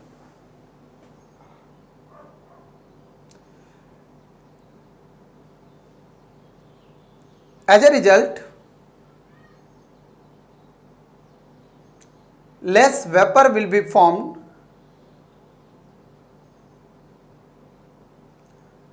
less vapor will be formed and less vapor pressure exerted, and less vapor pressure exerted. ठीक है, अब आप लोग यहां से पूरा diagram लेते हुए ये सारी कहानी लिखाइए। बस दो बातों का विशेष ध्यान आपको रहना चाहिए बेटा कि अगर क्वेश्चन में आपको पूछ रहा है lowering in vapour pressure, then आप कैलकुलेट करेंगे P not A minus P S, और अगर क्वेश्चन में आपको पूछ रहा है कि find relative lowering in vapour pressure, तो आप निकालेंगे P not A minus P S upon P not A. ठीक है, मतलब lowering in vapour pressure with respect to क्या लिख रहा हूं कंडीशन, पी नॉट ए। ठीक है, चलिए फटाफट लिखिए। अब हमारे पास कंडीशन क्या है बेटा, कंडीशन इस तरह से आया कि पी नॉट ए माइनस लिख रहा हूं कंडीशन, ये आया क्या P S divided by P not A equal to N B upon N A, यह है बेटा। अब एक बात बताओ मुझे, इसको थोड़ा सा ओपन करो, वेट के टर्म में लाओ, तो P not A minus P S upon P not A, right, equal to N B number of mole of solute, तो number of mole of solute equal to weight of solute, और divided by क्या लिखोगे आप, molecular weight of solute, और number of mole of solvent, weight of solvent divided by molecular weight of solvent. ठीक है, सो बेटा P not A minus P S upon क्या लिख रहा हूँ बेटा, P not A equal to ये W B upon M B, और ये ऊपर चला जाएगा बेटा, तो ये हो जाएगा एम ए और अपॉन डब्ल्यू ए, ये फॉर्मूला आएगा हमारे पास। अब यहाँ से बेटा एक बहुत इंपॉर्टेंट कंडीशन, अभी थोड़ा देर पहले याद होगा अगर कंडीशन, देख लो ध्यान से बेटा, यहाँ पे क्या कंडीशन दिख रहा है ये समझ लो। इसमें हमने क्या किया कि प्योर सॉल्वेंट में हमने नॉन वोलेटाइल सॉल्यूट डाला, और सॉल्यूट कैसा था, सॉलिड, ठीक है ना, सॉलिड था, और वो भी नॉन वोलेटाइल सॉलिड, ठीक है ना, और ये लिक्विड था, मतलब ये भी फार्मूला जो है वो किसके लिए बेटा, फॉर सॉलिड लिक्विड सिस्टम के लिए है, सॉलिड लिक्विड सिस्टम। अब यहाँ से एक बहुत ब्लंडर मिस्टेक होने जा रहा है कि सर सॉलिड लिक्विड के लिए हमने एक और कंडीशन अभी तो पढ़ा था राउल्ट्स लॉ के अकॉर्डिंग, राउल्ट्स लॉ में भी सॉलिड लिक्विड का जो आप केस पढ़ रहे थे बेटा, ये जो हम लोग पढ़ रहे थे for solid liquid system, solid liquid system में जो राउल्ट्स लॉ में केस पढ़ रहे थे, उसमें कंडीशन था P not A minus P S upon क्या लिख रहे थे हम लोग, पी एस, यहाँ पे पी नॉट ए यहाँ पी एस था, और बाकी सब सेम था, इधर भी डब्ल्यू बी, यहाँ भी एम बी था, और इधर भी M A upon W A, बिल्कुल एज इट इज था। ठीक है ना, पर क्वेश्चन है कि सर फिर सॉलिड लिक्विड में कौन सा फॉर्मूला हम लोग यूज करेंगे, क्वेश्चन में कैसे पता चलेगा बेटा, मैंने क्या बोला कि ये जो है वो ऑल टाइप ऑफ सॉल्यूशन के लिए था, सॉलिड मतलब कंसंट्रेटेड भी या डाइल्यूट, और ये कंडीशन जो है वो ओनली फॉर डाइल्यूट सॉल्यूशन, क्योंकि अभी बोल रहे थे कि कॉलिगेटिव प्रॉपर्टी केवल और केवल डाइल्यूट सॉल्यूशन की प्रॉपर्टी है। ठीक है ना, डाइल्यूट सॉल्यूशन। ठीक है, अब डाइल्यूट सॉल्यूशन में इसे अप्रोक्सीमेशन फॉर्मूला बोला जाता है बेटा, इसको हम लोग बोलते हैं अप्रोक्सीमेशन फॉर्मूला, ये लिख रहा हूं कंडीशन, अप्रोक्सीमेशन फॉर्मूला। ठीक है, और this formula is used only and only when concentration of solute is very very less, और बोल सकते हो लेस देन 5%। ठीक है ना, ठीक है, ये बोल रहा हूं कि दिस फॉर्मूला, यहां लिख ही देता हूं condition, this formula is used only when amount of solute is less than or equal to, लिख रहा हूं लेस देन और इक्वल टू 5%। बस अगर 5% या उससे लेस हो, जैसे बोलेगा कि 2 ग्राम सॉल्यूट प्रेजेंट है, 2 ग्राम 2 gram urea present in 100 gram of solvent, तो बेटा 100 में 2 ग्राम 2% बहुत कम है ना। अगर बहुत कम होगा तो उस कंडीशन में आप अप्रोक्सीमेशन फॉर्मूला ये लगा सकते हैं, आंसर ऑलमोस्ट इक्वल आता है बेटा, ठीक है ना। अदरवाइज आप दोनों केस में आंख बंद करके अगर कंफ्यूजन हो तो आप इसको लगा दीजिए, ठीक है ना। इस फॉर्मूला को हर जगह आपको वैसे यही फॉर्मूला यूज करना है, ये फॉर्मूला आपको यूज नहीं करना, लेकिन अगर बहुत डाइल्यूट सॉल्यूशन हो तो आप इस फॉर्मूले को भी लगा सकते हैं। हाँ ध्यान रहे, अगर क्वेश्चन में आपको relative lowering in vapour pressure पूछ रहा हो तब भी आपको यही लगाना पड़ेगा, लोअरिंग इन वेपर पूछ रहा हो तब भी आपको यही लगाना पड़ेगा। अदरवाइज इस फॉर्मूले को हम लोग लेके चलेंगे अगर सॉलिड लिक्विड सिस्टम का केस हुआ तो। लेकिन आपको बोला था बेटा, ध्यान होगा पहले भी, कि जब भी आप वेपर प्रेशर के क्वेश्चन सॉल्व करोगे आप सबसे पहले आइडेंटिफाई करना कि गिवन क्वेश्चन लिक्विड लिक्विड का है या सॉलिड लिक्विड का है। जैसे मैं बोल रहा हूं कि 1.5 gram of urea dissolve in water, तो भैया यूरिया क्या है, सॉलिड है, वाटर क्या है, लिक्विड है, तो गिवन सिस्टम कैसा होगा, सॉलिड लिक्विड होगा। बात समझ गए यहाँ पे। तो इस तरह का कंडीशन क्वेश्चन करते टाइम पहले देख लेंगे, ठीक है। सो मोस्टली बेटा कंफ्यूजन नहीं करना, मोस्टली बोल रहा हूँ कि हम लोग ये फॉर्मूला यूज करेंगे, इस फॉर्मूले का यूज सॉलिड लिक्विड सिस्टम के लिए कम से कम करेंगे, और वो भी तब जब सॉल्यूट का अमाउंट बहुत कम होगा। और दूसरा कंडीशन, अगर क्वेश्चन में लोअरिंग या रिलेटिव लोअरिंग वेपर प्रेशर इस तरह का वर्ड मेंशन हो देन आपको इस फॉर्मूले का यूज करना है, अदरवाइज सारे क्वेश्चन में राउल्ट्स लॉ के इस फॉर्मूले को लेके चलना है सॉलिड लिक्विड के लिए, राइट, ठीक है। चलिए नोट कीजिए इसको। अब चलो आगे बढ़ते हैं। देखो इधर यहाँ तक अगर बात समझ में आ गया बेटा तो आप लोग पूरा ध्यान से सुनते जाना, ठीक है। हाँ, उसके बाद हम लोग इसका कंडीशन देखेंगे क्वेश्चन कैसे होगा। सबसे पहले क्वेश्चन में जाने से पहले आपको बेसिक फंडामेंटल ये समझ में आ गया कि इस फॉर्मूले का यूज कब करना है, इस फॉर्मूले का यूज कब करना है। सिंबल आपको एकदम पूरी तरह से मेरे हिसाब से अब पता है। P0 vapour pressure of solvent in pure state, PS vapour pressure of solution, vapour pressure of solvent in pure state, wait of solute, molecular weight of solute, molecular weight of solvent, weight of solvent, right. चलो सबसे पहले question से start करते हैं बेटा, ठीक है ना। क्वेश्चन से स्टार्ट करने से पहले बेटा आपको एक बात फॉर्मूला दिमाग में फिर से लिख रहा हूँ। फॉर्मूला हमने अभी तक क्या लिखा था बेटा, P0A minus PS upon P0A equal to weight of solute WB upon molecular weight of solute MB और इनटू MA और अपॉन लिख रहा हूँ कंडीशन WA, राइट, ठीक है। अब यहाँ से क्वेश्चन लिख रहा हूँ, लिखो क्वेश्चन, लिखो find the molar lowering of vapour pressure, find molar lowering of vapor pressure of H2O at 100 degree Celsius. Molar lowering of vapor pressure of H2O at 100 degree Celsius. बहुत अच्छा क्वेश्चन बेटा, बहुत ही बढ़िया क्वेश्चन ये, ठीक है ना। हाँ बहुत बढ़िया। सबसे पहले ये AIEEE में क्वेश्चन बना था बच्चों, और इस टाइप का कॉन्सेप्ट जो है आपको सबसे बड़ी बात क्या है कि बेसिक लेवल का कॉन्सेप्ट है जिस पे क्वेश्चन बना हुआ था। अगर आप इस कॉन्सेप्ट को समझोगे तो इस क्वेश्चन के थ्रू ही समझो।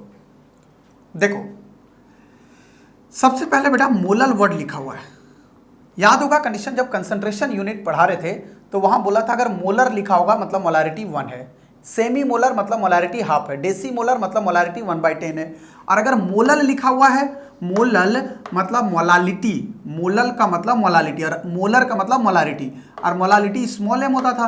तो मोलालिटी का अगर केस देखोगे बेटा तो बहुत इंपॉर्टेंट कंडीशन बोल रहा हूँ, मोलालिटी का अगर केस देखोगे तो मोलालिटी 1 दिया हुआ है, मोलल सॉल्यूशन मतलब मोलालिटी 1, हेमी मोलल मतलब मोलालिटी हाफ, सेंटीमोलल मोलालिटी 1/10, समझ गए।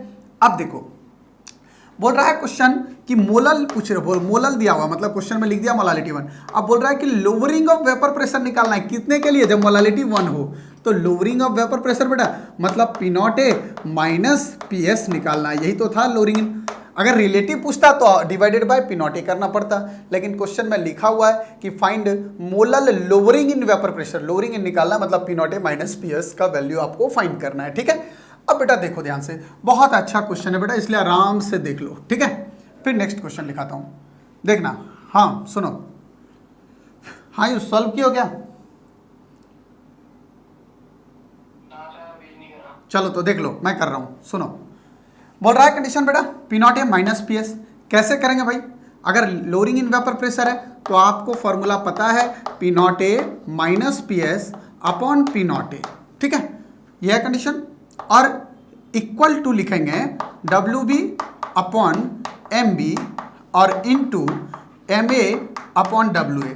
बेटा बहुत इंपॉर्टेंट कंडीशन, ये सब कुछ नहीं दिया हुआ लग रहा आपको, लेकिन एक काम कर सकते हैं हम लोग। क्या कर सकते हैं ये देखो, जरा देखना ध्यान से, हाँ, क्योंकि सारा कहानी इसी का है बेटा। अगर मैं यहाँ पे लिख रहा हूँ कंडीशन ना बेटा, मोलालिटी लाने की कोशिश, आपको मोलालिटी का फॉर्मूला पता है बेटा, WB अपॉन MB, याद है ना कंडीशन। और इनटू क्या लिखते थे आप, 1000 अपॉन WA लिखते थे, ऐसा कंडीशन लिखते थे बेटा, याद है कंडीशन, ठीक है। W अपॉन MB और ये लिखते थे। तो बेटा अगर ऐसा करूं कि दोनों तरफ मैं 1000 से जो है वो मल्टीप्लाई कर दूं, तो कोई दिक्कत तो नहीं होना चाहिए मेरे हिसाब से, ठीक है ना। अगर ऐसा कंडीशन करता हूं बेटे, तो आप देखो ना, WB अपॉन MB और इंटू 1000 अपॉन WA, ये पूरा मिल गया मोलालिटी। तो हम लोग को मिला क्या, 1000 और into P0A minus PS upon P0A, ये कंडीशन है बेटा।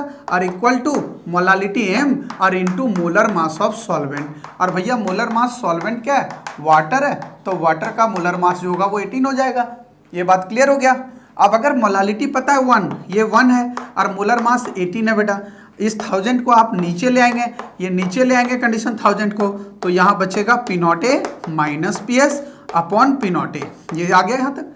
अब आपको ये पूछ रहा है ना, देखो ये वाला पार्ट पूछ रहा है आपको, ये वाला पार्ट लोअरिंग इन वेपर, तो इसको इधर ले चलेंगे भाई, इधर ले चलेंगे तो ऐसा कंडीशन हमारे पास बनता हुआ दिखेगा, ये P0A minus PS equal to 18 upon 1000 और इंटू P0A। तो सारा लफड़ा तो इसी का है, अगर P0A मिल जाए तब तो आंसर ही मिल जाएगा।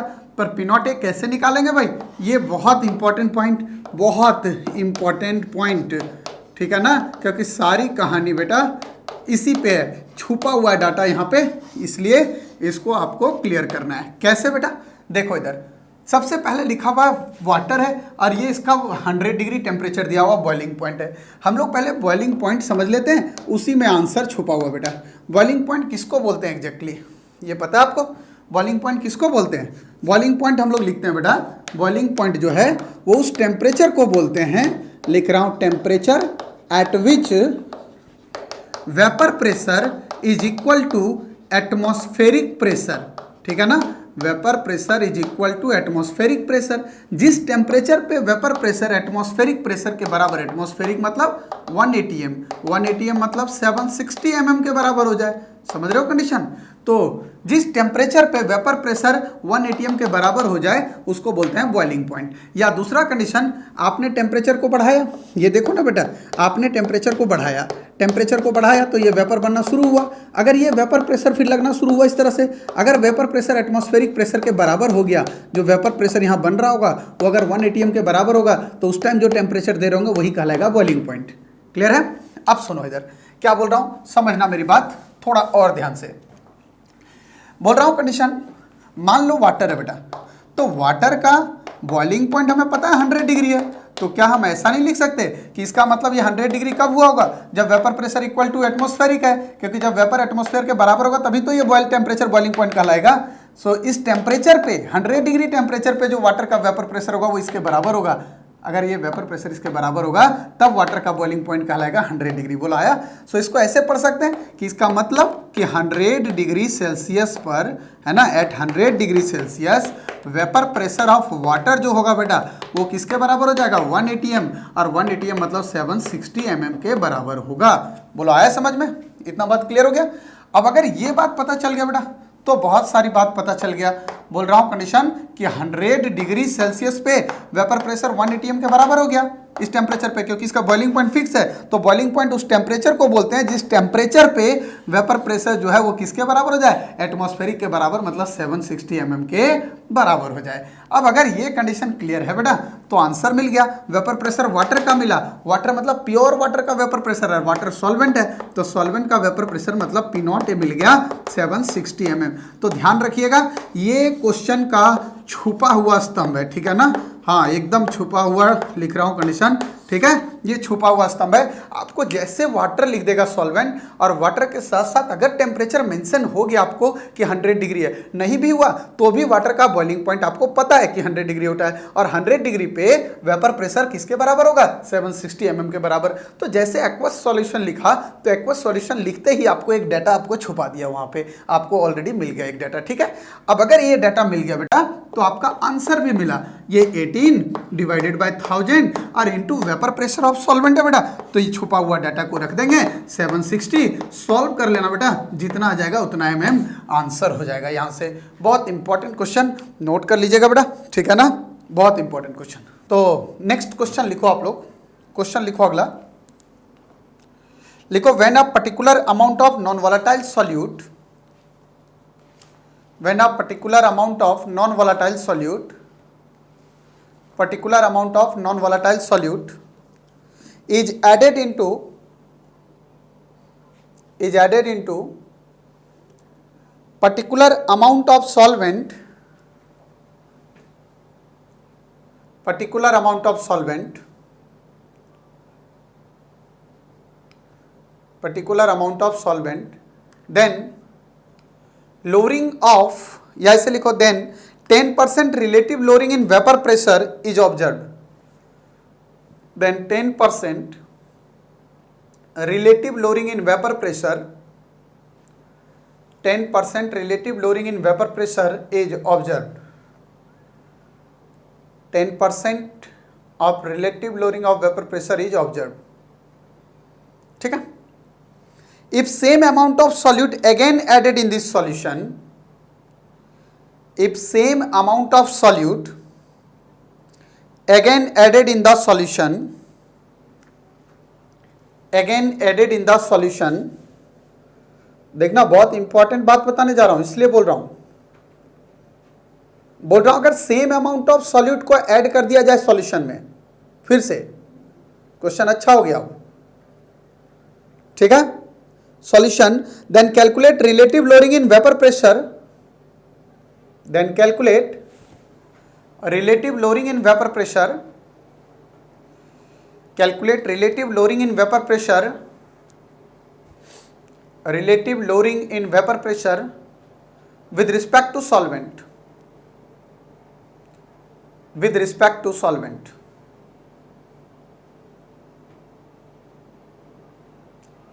Calculate relative lowering in vapor pressure with respect to solvent।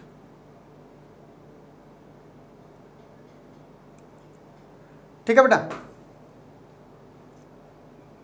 देखो एक बार क्वेश्चन को रीड करो बेटा, बहुत अच्छा क्वेश्चन में से एक, बहुत अच्छा क्वेश्चन, कॉन्सेप्ट समझोगे अगर तो आपको समझ में आ जाएगा क्या बोल रहा हूं। सुनो, लिख रहा है क्वेश्चन कि certain amount of solute is added, non volatile solute is added in certain amount of solvent, then 10% of relative lowering in vapor pressure is observed। ये लिख दिया हुआ है, relative lowering in vapor pressure दिया हुआ है 10%।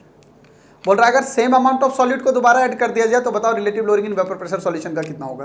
हुआ क्या बेटा कि जब हम लोग किसी भी प्योर सॉल्वेंट में certain amount of non volatile solute डाले तो relative lowering in vapour pressure मतलब P not A minus P S upon P not A, ये ऑब्जर्व किया गया 10%। 10% का मतलब क्या हुआ, 10/100 हो गया, मतलब 0.1 हो गया। तो बेटा ये P not A minus P S और अपॉन पी नॉट ए का वैल्यू हो गया आपका 0.1। और अभी आप क्या देख रहे थे कि P not A minus P S upon P not a जो होगा सर ये एक्स भी होगा, मोल फ्रैक्शन ऑफ सॉल्यूट होगा, तो मोल फ्रैक्शन ऑफ सॉल्यूट एग्जैक्टली 0.1 निकल गया। दिस इक्वल टू ये है तो दिस इक्वल टू ये हो गया। बोलो आया। अब सुनो इधर, आपको बोल रहा है क्या कि इसी सॉल्यूशन में अगर सेम मोल, क्या लिख रहा है, same amount of solute is added, अगर same amount of solute add कर देंगे बेटा तो बताओ कंडीशन कि अब relative lowering in vapour pressure कितना होगा। बोल रहा है कि अब relative lowering in vapour pressure बताना है, P not A minus P S upon लिख रहा हूं पी नॉट ए और इक्वल टू क्या लिख रहे थे, N B upon N A. यही आ रहा था डब्ल्यू बी और एम बी के टर्म में, अगर याद होगा कंडीशन तो। अब भाई इसी कंडीशन को तो आपको करना है बेटा। कैसे, जरा देखो ध्यान से, बहुत इंपॉर्टेंट बात है बेटा, सुन लो इधर। अगर एक्स भी इतना निकला बेटा तो मोल फ्रैक्शन जो होगा, याद होगा मोल फ्रैक्शन का definition, on mole upon total mole. Total मतलब ये हो गया solute plus solvent equal to 0.1। So mole fraction बोलते थे कि टोटल में जो इसका अपना मोल होगा वही कहलाएगा मोल फ्रैक्शन। तो अगर मोल फ्रैक्शन सॉल्यूट का 0.1 है तो इसको पढ़ने का तरीका क्या है कि टोटल में जब सॉल्यूट सॉल्वेंट मिल चुका है, टोटल में सॉल्यूट का मोल 0.1 है, क्योंकि जो टोटल में अपना मोल होगा वही कहलाएगा मोल फ्रैक्शन। तो अगर मोल फ्रैक्शन सॉल्यूट का इतना दिया हुआ है मतलब number of mole of solute total में इतना दिया हुआ है, तो number of mole of solute दिया हुआ है मतलब NB दिया हुआ है बेटा, NB का वैल्यू आपको गिवन है 0.1। ठीक है। अब एक बात और है बेटा, यहां से सुनो, अगर सॉल्यूट का मोल फ्रैक्शन इतना है तो सॉल्वेंट का मोल फ्रैक्शन 0.9 होगा। देखो NB मिल गया ना यहां से, अब Na निकालेंगे। 0.9 क्यों? सॉल्यूट प्लस सॉल्वेंट का मोल फ्रैक्शन का sum XA plus XB equal to 1 है। अगर ये वाला कंडीशन 0.1 आ गया, 0.1, तो यहां से XA निकल जाएगा हमारा, तो XA हो जाएगा 0.9। समझ रहे हो कंडीशन? तो अगर ये 0.9 आया तो फिर से वही बात है कि सर मोल फ्रैक्शन सॉल्वेंट का आ गया, मतलब सॉल्वेंट का मोल टोटल में सॉल्वेंट का मोल इतना आ गया, मतलब number of mole of solvent जो हो गया वो 0.9 हो गया। अब ये कहानी मिल गई तो आंसर खत्म हो गया। P नॉट ए पूछ रहा है relative lowering in vapour pressure क्या होगा, P not A are equal to 0.1/9, यही तो पूछ रहा है बेटा। क्वेश्चन में क्या पूछ रहा है कि find relative lowering in vapour pressure. हाँ, यही कंडीशन है आपके पास। अब यहां पे सुनो, एक इंपॉर्टेंट बात है, यहां से क्वेश्चन ऐसे बन जाना चाहिए था, लेकिन बेसिकली बेटा यही समझाना चाह रहा हूं कि क्वेश्चन में ऐसे नहीं करना आपको। अब नहीं करना है सर, तो क्या करना होगा ये देखो, क्योंकि एक बहुत इंपॉर्टेंट वर्ड लिखा हुआ है, लिख रहा है when same amount of solute is added in the solution. बोल रहा है अगर सेम अमाउंट ऑफ सॉल्यूट को ऐड कर दिया जाए उसमें, तो भैया अगर सेम अमाउंट ऑफ सॉल्यूट करोगे तो जो न्यू सॉल्यूशन बनेगा, फॉर न्यू सॉल्यूशन, उसमें बेटा क्या होगा condition, same amount solute add कर रहे हैं, सॉल्वेंट नहीं। सॉल्वेंट तो अब भी वही है 0.9, समझ रहे हो कंडीशन? सॉल्वेंट आपने चेंज नहीं किया, क्या किया? सॉल्यूट। अरे भैया 0.1 था, 0.1 और ऐड कर दिया, तो number of mole of solute जो अब हो गया 0.1 प्लस 0.1 हो गया सेम अमाउंट, मतलब 0.2 आ गया भैया, है ना? ये कंडीशन आ गया, बोलो। अब अगर ये कंडीशन आ गया बेटा, तो यहां पे क्या कंडीशन आएगा ये समझ लो, यहीं से कहानी है। अब तो हो गया कंडीशन, अब P not A minus PS upon P not A equal to NB upon NA। ठीक है, अब NB भी पता आपको और NA भी पता है बेटा, तो निकाल लोगे कंडीशन यहाँ पे। ठीक है, या तो ऐसे कंडीशन पूरा ले लो, अप्रोक्सीमेशन नहीं लोगे तो P not A minus PS upon P not A equal to XB, mole fraction of solute होता है बेटा, तो आप लिखोगे P not A minus PS upon P not A equal to NB और अपॉन NB प्लस NA। मत करो neglect, पूरा लेके चल लो भाई। तो यहां से हो गया आंसर, दिख रहा है ना बेटा? इधर रुको, थोड़ा सा ट्विस्ट कर रहा हूं, 1 मिनट। हाँ, अब दिखेगा, देखो इधर NB का वैल्यू कितना आया बेटा ये न्यू रिजल्टिंग सॉल्यूशन में? 0.2। NB आ गया 0.2 और प्लस यहाँ पे 0.9। बस यहाँ से सॉल्व कर लो, आंसर आ जाएगा आपका। बोलो निकिता, आया समझ में? अच्छा ठीक है, अप्रोक्सीमेशन ना, ठीक। लेकिन बेसिकली आप लोग को ध्यान ये रखना है, इसीलिए मैं यहाँ पे काटा हूँ। हो सके तो आप लोग भी इसको लिख के काटिएगा ताकि ये कंफ्यूजन ही ना आए, ठीक है? ताकि ये बात ध्यान रहे कि जब सेम अमाउंट ऑफ सॉल्यूट डाले तो सॉल्यूट का मोल अब न्यू सॉल्यूशन में नया हो जाएगा ना, क्योंकि बोल रहा है न्यू सॉल्यूशन में बताओ कि कितना होगा relative lowering in vapour pressure. तो भैया न्यू सॉल्यूशन में सॉल्यूट का अमाउंट चेंज हो गया, सॉल्वेंट तो वही है क्योंकि ऐड केवल और केवल सॉल्यूट किए थे। ठीक है, अगला क्वेश्चन लिखो, a same amount of non-volatile solute, a same amount of non-volatile solute of high molecular mass is dissolved in high molecular mass is dissolved in equal masses of two solvent A and B, equal masses of two solvent A and B। ठीक है, लिखो the lowering of vapour pressure in A is, the lowering of vapour pressure in A is twice that in B। lowering of vapor pressure of A is twice that in B, twice that in B। ठीक है, if the molecular mass of A and B are, if the molecular mass of A and B are MA and MB, MA and MB, capital M, ठीक है। Then first condition लिखा हुआ है MA equal to MB। Second condition आपके पास लिख रहा बेटा MA equal to twice of MB। Third लिख रहा है twice of MA equal to MB। और फोर्थ ऑप्शन आपके पास दिया हुआ है half MA equal to 2MB। चलिए ट्राई कीजिए फटाफट आप लोग क्वेश्चन को जल्दी। जो क्वेश्चन में लिख रहा है वो समझिएगा। लिख रहा है कि अ same amount of non volatile solute of high molecular mass is dissolve in equal masses of 2 solvent. 2 solvent है, ठीक है ना। हाँ, और लिख रहा है क्वेश्चन में बेटा कि the lowering of vapour pressure in A is twice that in the lowering of vapour pressure of B. अच्छा ठीक है, जो ए का वेपर प्रेशर लोअरिंग हुआ होगा वो ट्वाइस है बी में, ठीक है ना, मतलब 2 टाइम्स बी का है, 2 into vapour pressure of B, ठीक है। बोल रहा है बताओ मोलर मास ऑफ सॉल्वेंट के बीच में ये क्या रिलेशन बनेगा MA और MB के बीच में। पहले आप लोग लिखो, अगर हो सके तो करो, नहीं तो मैं कर ही रहा हूँ। चलो फटाफट ट्राई लो जल्दी।